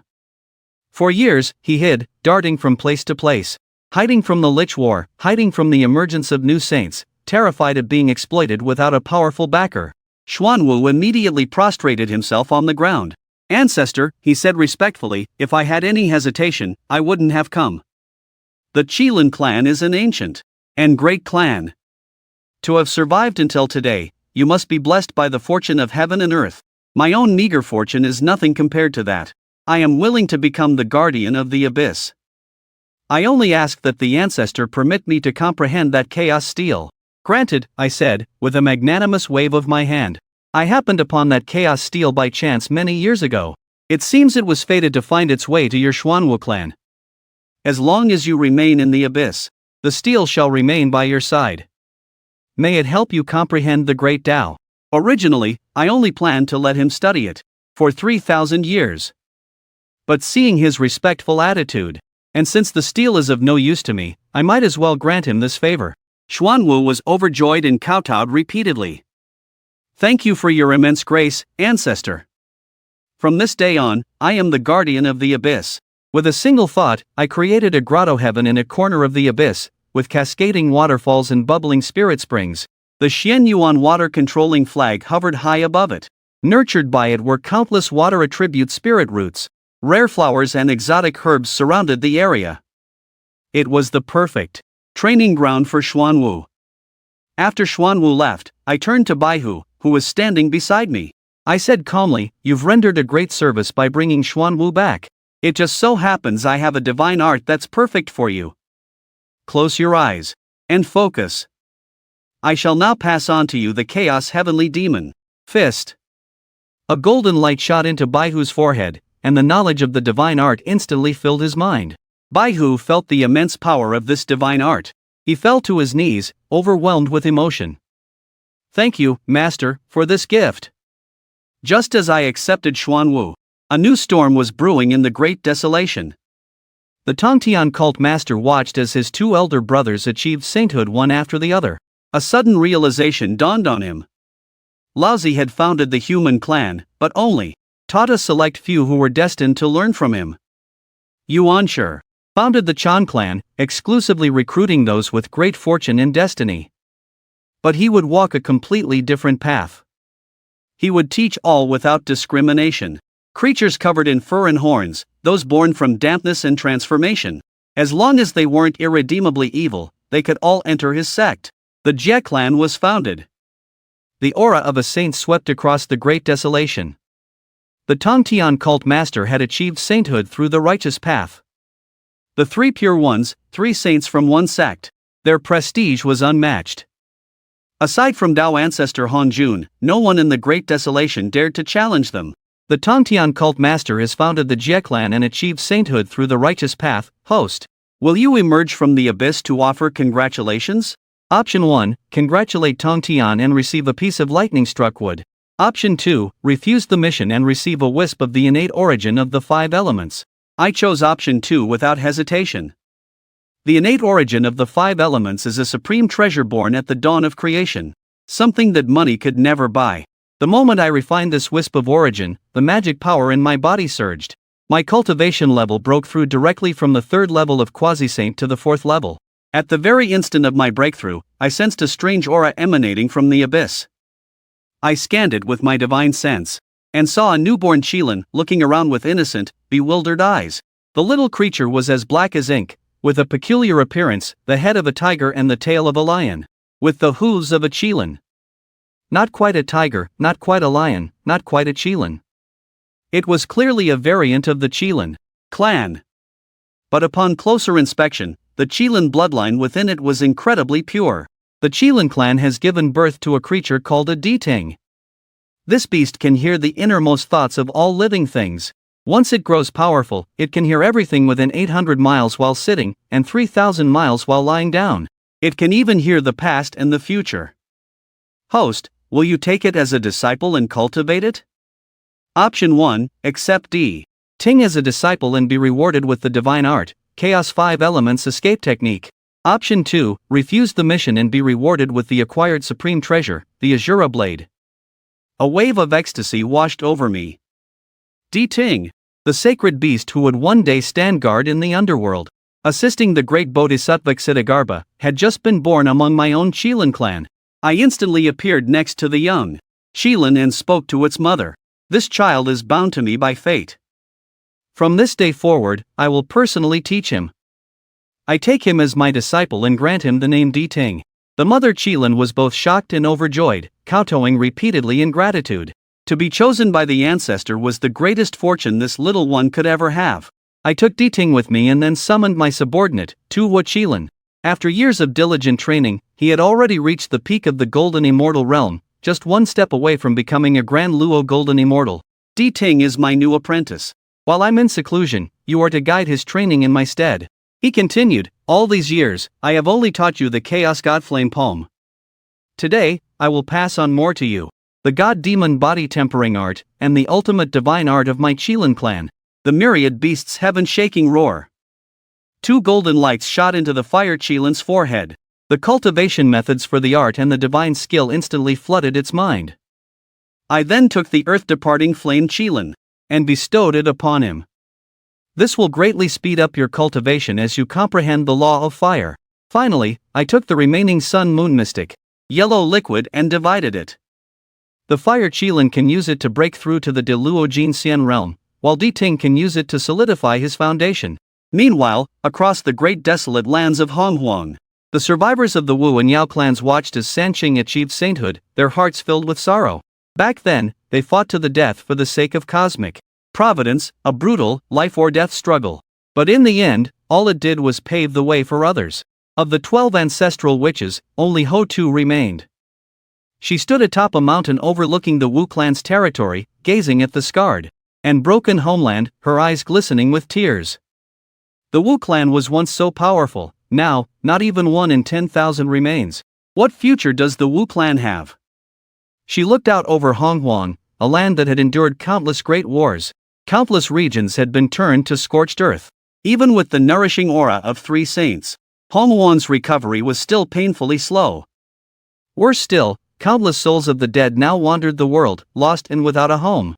This caused the yin and yang of Honghuang to fall out of balance, and a gloomy yin energy filled the air. Ancestor Ming He seized this opportunity, collecting the wandering souls everywhere to strengthen his Azura clan. Although he had suffered a heavenly Tao Thunder tribulation when he first created the Azuras, the clan possessed formidable combat power and remarkable talent. If properly nurtured, they could become a powerful asset for him. Watching countless souls of her Wu clansmen being captured by Ming He, Ho Tu grew more and more distressed. But it was in this very moment that she had an epiphany. Can the dead truly not be reborn? These wandering souls, are they fated to roam forever? This is a flaw in the heavenly Tao, an oversight in the laws of Honghuang. Ho Tu's chance to achieve sainthood had finally arrived. All 12 ancestral witches were peak quasi-saints, but they followed the path of Pangu's lineage, seeking to prove the Tao through raw strength. It was an incredibly difficult path, one that perhaps no one could succeed on. But now, Ho Tu had realized another path to sainthood. She raised her voice to the heavens and made a great vow. I am Ho Tu of the Wu clan. The war between the clans has devastated the living and left countless souls to wander. Today, I am willing to transform my body into the cycle of reincarnation and establish the 6 paths. The living beings of Honghuang shall be divided among the paths of Devas, humans, Azuras, animals, hungry ghosts, and hell. The 6 paths of reincarnation will guide the souls of the dead to be reborn and cultivate in their next lives. As her voice fell, Ho Tu's body began to transform. Gradually, she became the 6 paths of reincarnation. This was an act of mending, a great flaw in the heavenly Tao. All the saints of Honghuang were stirred. The heavenly Tao descended with boundless merit, and Ho-Tu instantly became the second saint of merit after Nuwa. But tragically, by becoming the cycle of reincarnation, she could no longer appear in her true form. She could only exist as a manifestation of the Tao within the cycle, never to leave for all of eternity. From within the abyss, I sensed the aura of Ho-Tu achieving sainthood. I thought to myself, just as I expected. At the same time, I quietly waited for the system's mission. Ding! Ancestral, which Ho-Tu has transformed into the cycle of reincarnation and become a saint of merit. Does the host wish to leave the abyss and assist in building the cycle of reincarnation? Option 1, go to the cycle of reincarnation and establish the underworld. Reward, the post-celestial spirit treasure, the judge's brush. Option 2, refuse the mission. Reward, innate spirit treasure, the 18 levels of hell. With continuous operation, it has the potential to upgrade into an innate ultimate treasure. I stared at the mission reward and froze. The 18 levels of hell is actually a magic treasure? And it can be upgraded? Without a second thought, I chose option 2. This was a golden opportunity just handed to me. My mind started racing. According to the grand scheme of Hong Huang, the two sages of the West will eventually approach Ho-Tu, offering to help manage reincarnation by sending their disciples to occupy the underworld. They want to seize control over the cycle of rebirth. At that time, Ho-Tu will have no choice but to agree. But in this life, with me in the picture, things will be completely different. The abyss has Ting. And now, the 18 levels of hell. This is enough for me to get a foothold in the affairs of reincarnation. When the time is right, I'll send Ting to preside over it. He'll take charge of the 18 levels of hell in the underworld. Not only can we accumulate merit, but we can also gather fortune for the Qilin clan. It's killing two birds with one stone. I instructed Fire Qilin to gather more spirit roots and immortal fruits to help Ting build his foundation. Then, I took out the Guan Tian mirror. I continued to peer into the happenings of Hong Huang. The image in the mirror shifted. From the boundless seas of the east to the desolate lands of the west, all of it in my sight. When the view switched to the central plains, the ancestral land of the Qilin, I couldn't help but feel a pang of sadness. The place was completely desolate now. Other than my abyss lineage, the Qilin clan has been virtually wiped out. Maybe there are a few scattered survivors, but Hong Huang is too vast to even begin searching. Just as I was about to change the view, a faint aura from deep beneath the ancestral land caught my attention. I focused the Guan Tian mirror to get a closer look. It was a sacred beast, a Tongxi, cultivating. The Tongxi is the earth element's sacred beast among the 5 elements sacred beasts, specializing in protection. It can enhance all of its own abilities. In ancient times, the Tangxi clan roamed the central plains, but back then, the Qilin clans affairs were so momentous that no one paid them any mind. I've always wanted to gather the 5 directions sacred beasts to set up a formation with the innate 5 directions Qi. And now, I've finally found another one. Discovered sacred beast Tangxi, who carries the fortune of Hong Huang. Does the master wish to recruit it into the abyss? Option 1, recruit the Tangxi. Reward, 1 5 elements divine fruit. Option 2, decline. Reward, post-heaven spirit treasure, Songyun Plank Road. I immediately chose option 1. The 5 elements divine fruit contains the laws of the 5 elements great Tao, which would be a huge benefit for my next breakthrough. I summoned Bai Hu again. The little guy did a good job recruiting Xian Wu last time. He's proven himself to be pretty reliable. Bai Hu. In the central plains, beneath the Qilin ancestral land, there is a sacred beast, a Tongxi. Go recruit him. Just like last time, there's a big reward if you succeed. The moment Bai Hu heard reward, his eyes lit up. Bringing back Xian Wu last time got him the chaos heavenly demon fist, which boosted his power immensely. If he succeeds again, who knows what kind of treasure he'll get this time. He nodded eagerly, afraid I'd change my mind. Remember, be quick, I warned. Hong Huang is unpredictable these days. Do not provoke any powerful beings, or else I won't be able to save you in time. Bai Hu acknowledged the order and left. I then took out the 5 elements divine fruit and began to refine it immediately. Just as I expected, the laws of the 5 elements flowing into my body, my cultivation takes another leap forward. I've broken through directly to the 5th level of Quasi-Saint, and my understanding of the great Tao of the 5 elements has deepened.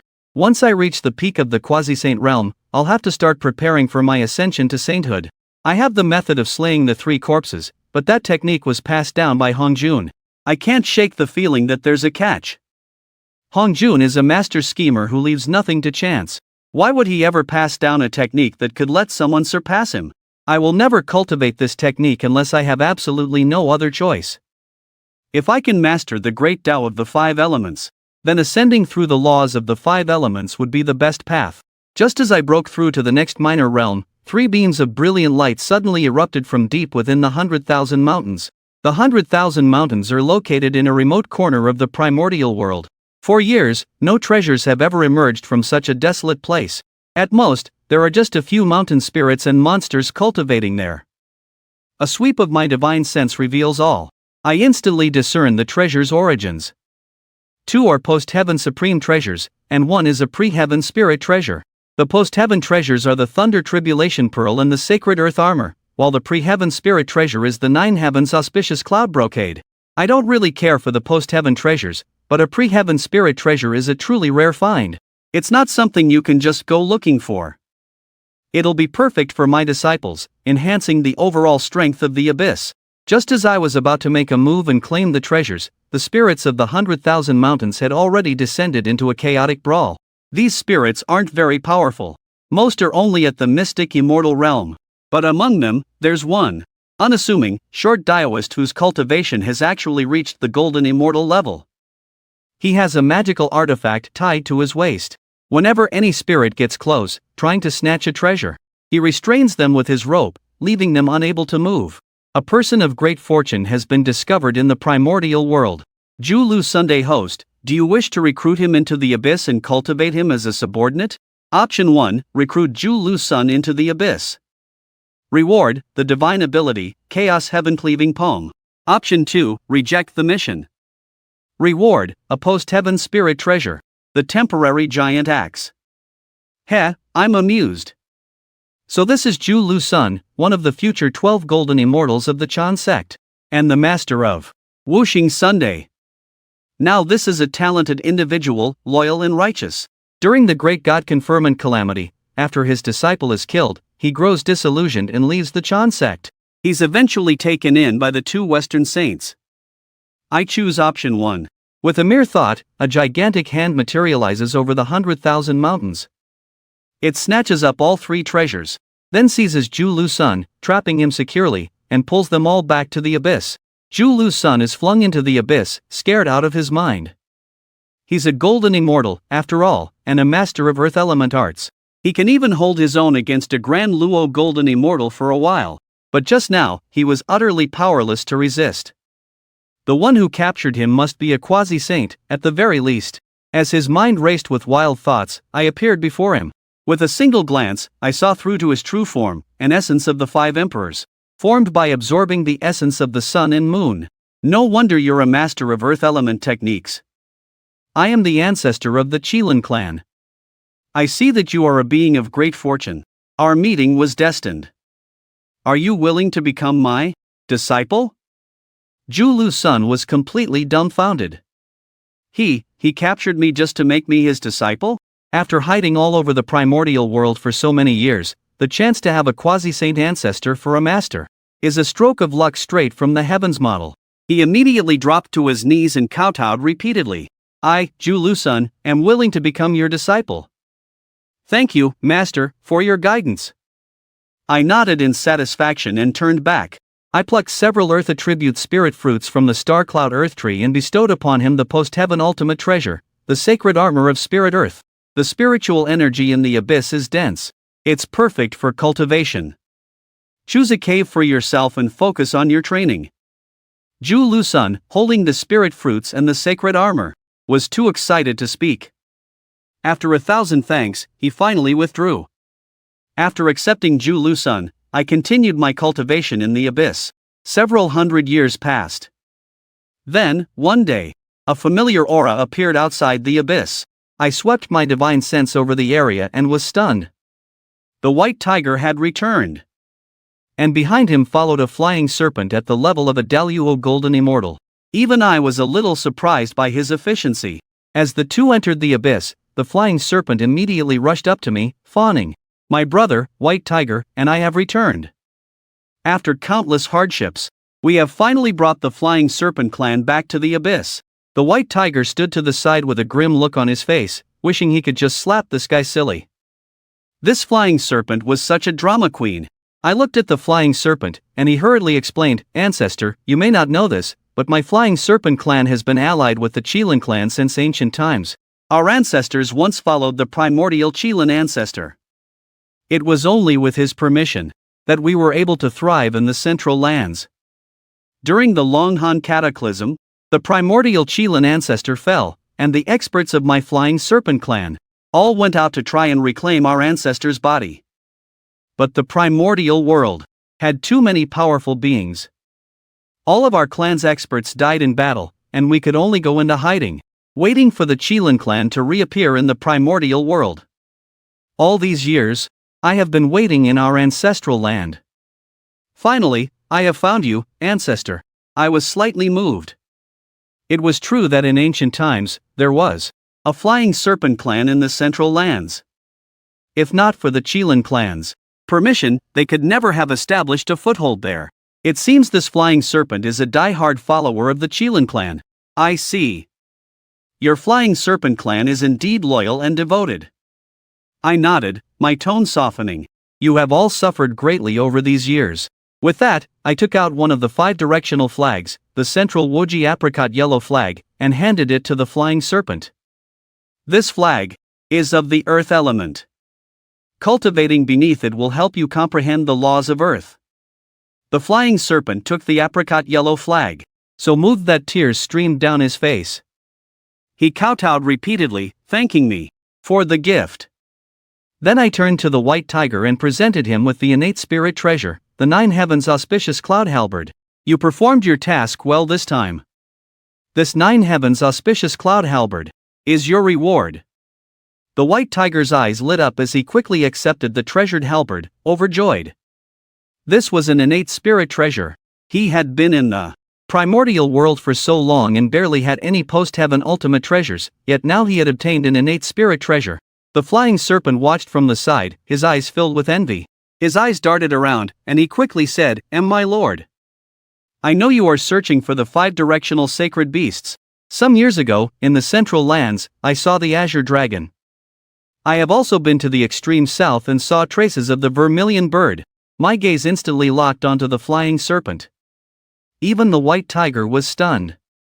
Was this guy trying to compete with me for the master's favor? You can find the Azure Dragon and the vermilion bird? I asked in a deep voice. The Flying Serpent nodded eagerly, puffing out his chest. Don't worry, my lord. I am confident I can find them. If my brother, White Tiger, is willing to go with me, even if we can't persuade them, we can join forces and tie them up and bring them back. The White Tiger's face turned green. Tie them up and bring them back? What kind of plan was that? Yes. That was my idea. I was thrilled. I've already got 3 of the 5 directional divine beasts. If I can just get the Azure Dragon and the vermilion bird, the 5 elements grand array will be complete in no time. Awesome! I immediately declared, if you can recruit the Azure Dragon and the vermilion bird and bring them back, I will grant you a magnificent reward. Then I turned to Bai Hu. You go with him. Get this done, and your reward will be just as great. Even though Bai Hu couldn't stand Tang Shi, the moment he heard there was a reward, he immediately agreed. Only an idiot turns down a good deal.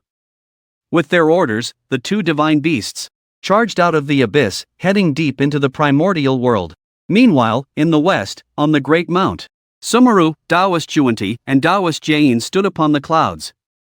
Behind them, the 7 treasures mystic tree and the 6 pure roots glowed with otherworldly light, while the 12-grade golden lotus of merit radiated with 10,000 rays of Buddhist light.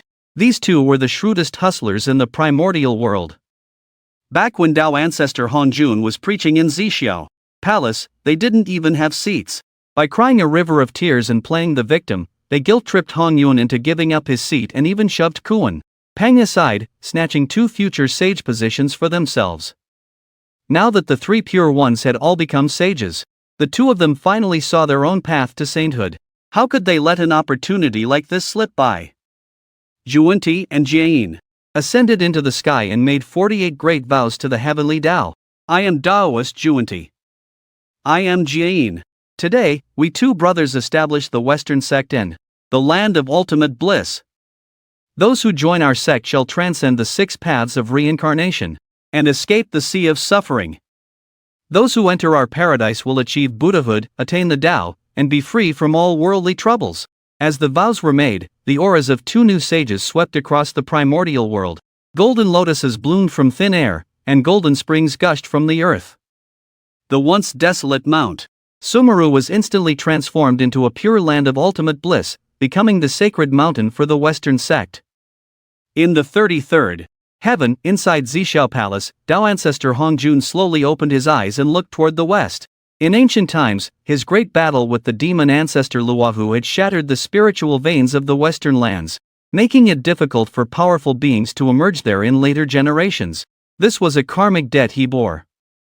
Now that 2 of his disciples had become sages in the West, their saintly aura would nourish the land, perfectly resolving this piece of karma. Hongjun glanced over indifferently before closing his eyes once more. Becoming a sage is just the beginning. Beyond the primordial world lies the even vaster chaos. These small matters aren't worth mentioning. As the aura of Zhuanti and Jiayin achieving sainthood spread, a new system mission triggered. Zhuanti and Jiayin have founded the Western sect and achieved sainthood. Should the host emerge from the abyss to congratulate them? Option 1. Congratulate the 2 Western sages and join the Western sect. Reward, innate supreme treasure, the 12 great golden lotus of merit. Option 2. Refuse the mission. Reward, chaos doppelganger talisman. Single use. Can create a doppelganger that wields 100% of the user's power. Usable by anyone below the saint realm. Seeing the mission reward, I was stunned. A chaos doppelganger talisman? This thing is absolutely heaven-defying. With this, I could go out and cause all sorts of trouble without a care in the world. Even if the doppelganger gets destroyed, my true body will be completely unharmed. But I didn't use it right away. Instead, I suppressed my excitement and started to carefully weigh my options. I'm currently a 5th level quasi-saint. If I lay low until I'm at the peak of the 9th level quasi-saint realm and then use the doppelganger, wouldn't it be way stronger? I've already been laying low for so many years, what's a little more time? I decisively put away the Chaos Doppelganger talisman and continued my secluded cultivation.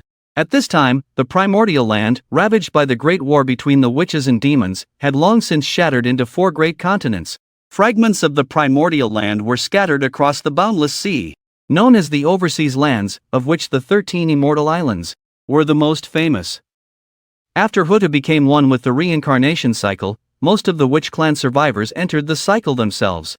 They were barely clinging to life under the protection of Hutu's doppelganger. The witch clan had completely fallen. As for the demon clan, only Kuanping, who had deserted the battle, remained. He had operated in the North Sea for many years, gathering a massive following of demons and renaming the North Sea to Beiju Luzhou. There, he established the Demon Master Palace. And so, with the end of the witch and demon era, the time for the great rise of the human race had finally come. The witches are in the reincarnation cycle, the demons have fled to the north. The era of the human race's great rise is beginning. Will the host leave the abyss to intervene? Choice 1, obstruct the rise of the human race. Reward, 1 unknown spirit grass. Choice 2, refuse the mission. Reward, 2 of the 10 great origin fires, the 9 heavens mystic fire and the blue underworld samadhi fire. I immediately picked 2. What the hell is 1 lousy spirit grass worth? 2 great origin fires, now those are real treasures. I had already refined the sun true fire, the moon true fire, and the underworld god fire. Now, with the 9 heavens mystic fire and the blue underworld samadhi fire, I would possess 5 of the 10 great origin fires. The moment I finished refining the 2 new fires, the law of fire within my body surged. My cultivation instantly broke through to the peak of the 6th level quasi-saint realm, just a single step away from the 7th level. At this moment, sitting here in the abyss, I felt like the living embodiment of the law of fire. The earth fire beneath me churned and swelled with my every breath. In terms of fire-based abilities alone, I could now run rampant throughout the entire quasi-saint realm. The 5 elements generate and overcome one another. My deepened understanding of the law of fire also elevated my comprehension of the other 4 elemental laws to a whole new level. The foundation of my great Tao of the 5 elements was now more solid than ever. Just as I was basking in the joy of my breakthrough, beyond the 33rd heaven, at Zhixiao Palace, Tao ancestor Hongjun reopened his palace gates, and all the saints gathered. Even Hutu, who was now part of the reincarnation cycle, was summoned and sent a doppelganger. Hongjun's gaze swept over the crowd as he slowly began to speak. The war between the witches and demons has ended. The 3 realms are without a ruler, and chaos is brewing. The heavenly court is the nexus of destiny. It requires someone to take charge and guard the 3 realms. My Tao attendant, Haotian, you have served for countless eons and carry a great destiny. I hereby enthrone you as the supreme ruler of the 3 realms, the Jade Emperor. I grant you the Haotian sword, the Haotian pagoda, and the Haotian mirror. You shall preside over the 3 realms. And Yao Qi, I enthrone you as the Queen Mother of Heaven, to rule the heavenly court alongside Haotian. I grant you the 3,000 peach of immortality trees to anchor the destiny of the heavenly court. He paused, then continued. I have summoned you all today not only to re-establish the heavenly court. I am about to enter the chaos world, leaving only a doppelganger here. For any trivial matters, do not disturb me again. Cultivate in peace. One day, you too will be able to step into chaos. As Hongjun's voice faded, the system's mission prompt popped up again. Ding! The heavenly court is re-established. Haotian and Yao Qi now rule the 3 realms. Will the host leave the abyss to offer congratulations? Choice 1, go to the heavenly court and display your cultivation. You may be granted the title of Grand Sage of the heavenly court. Choice 2, refuse the mission. Reward, 1 drop of creation godly water. Godly water, 1 drop. I chose 2 without a moment's hesitation. A Grand Sage of the heavenly court? What's that? In the future, the heavenly court will have to rely on the investiture of the gods, just to scrape together enough members. This creation godly water, on the other hand. And then, the introduction for the real deal, the myriad heaven's ultimate treasure system, appeared. Divine creation water. A 1 in a million innate spiritual liquid born at the dawn of the primordial era. As I refined this drop of divine creation water, an incredibly pure energy instantly surged through my entire body. Just a single drop allowed me to shatter the bottleneck of the quasi-saint 6th level and step directly into the quasi-saint 7th level. I was getting closer and closer to the peak of the quasi-saint 9th level. Time flew, and in the blink of an eye, decades had passed. One day, a familiar aura came from outside the abyss. With a sweep of my divine sense, I was completely stunned. White Tiger and Tongue. She were back. And they had an azure dragon with them. And the azure dragon was actually dragging a pig he'd knocked out. The second time she entered the abyss, he scrambled over to me, eager to take all the credit. Master, we're back. Brother White Tiger and I went through hell and back, but we finally brought the azure dragon and the vermilion bird back with us. White Tiger stood to the side, his face grim, cursing Tang-Shi 1,000 times in his head. That guy was nothing but a big-mouthed con artist. Back when the 2 of them went to the Central Great Emperor to find the azure dragon, White Tiger thought it was going to be a tough job. But who would have thought that as soon as Tang-Shi opened his mouth, he'd talk the azure dragon into a dizzying stupor? The Qilin ancestor has returned to the primordial era. His power is on par with a saint. And the abyss is filled with an endless supply of heavenly treasures. The ancestor even preaches the Tao all the time. When he's in a good mood, he even gives out innate spiritual treasures. See this 9 heavens auspicious cloud brocade on Brother White Tiger? The ancestor gave it to him. I swear on the great Tao. With Tang-Shi's silver-tongued spiel, plus White Tiger showing his treasure armor as proof. The azure dragon bought it hook, line, and sinker. He even happily tagged along with them to the extreme southern land to find the vermilion bird. Back in ancient times, the vermilion bird was close to the Phoenix clan. The moment she heard it was the Qilin ancestor trying to recruit her, she wanted absolutely nothing to do with them. So, the Azure Dragon turned on her right then and there. He was even more ruthless than White Tiger in Tongxi. The three saint beasts ganged up on the vermilion bird and knocked her out cold, and dragged her back. The whole way, Azure Dragon kept muttering, "Helping you guys take down the vermilion bird has to count as a meritorious deed, right? You think the ancestor will give me an innate spiritual treasure, too?" White Tiger was flabbergasted watching all this. This tongue. He'd barely set foot in the abyss and he'd already figured out the master's entire playbook. I didn't know whether to laugh or cry at the scene before me. Just then, the system issued a new mission. Ding! The 5 directional saint beasts have gathered in the primordial era. Does the host wish to recruit them to pledge allegiance to the abyss? Option 1, subdue the 5 directional saint beasts. Reward, 1 heavenly Tao infusion. Option 2, allow the saint beasts to leave. Reward, acquired spiritual treasure, manager's spirit armor. I didn't even have to think. I picked option 1 instantly. In the moment of the heavenly Tao infusion, within the abyss, clouds filled the heavens and the rhythm of the great Tao echoed throughout the world. This was a chance even more precious than a saint's sermon. The entire abysses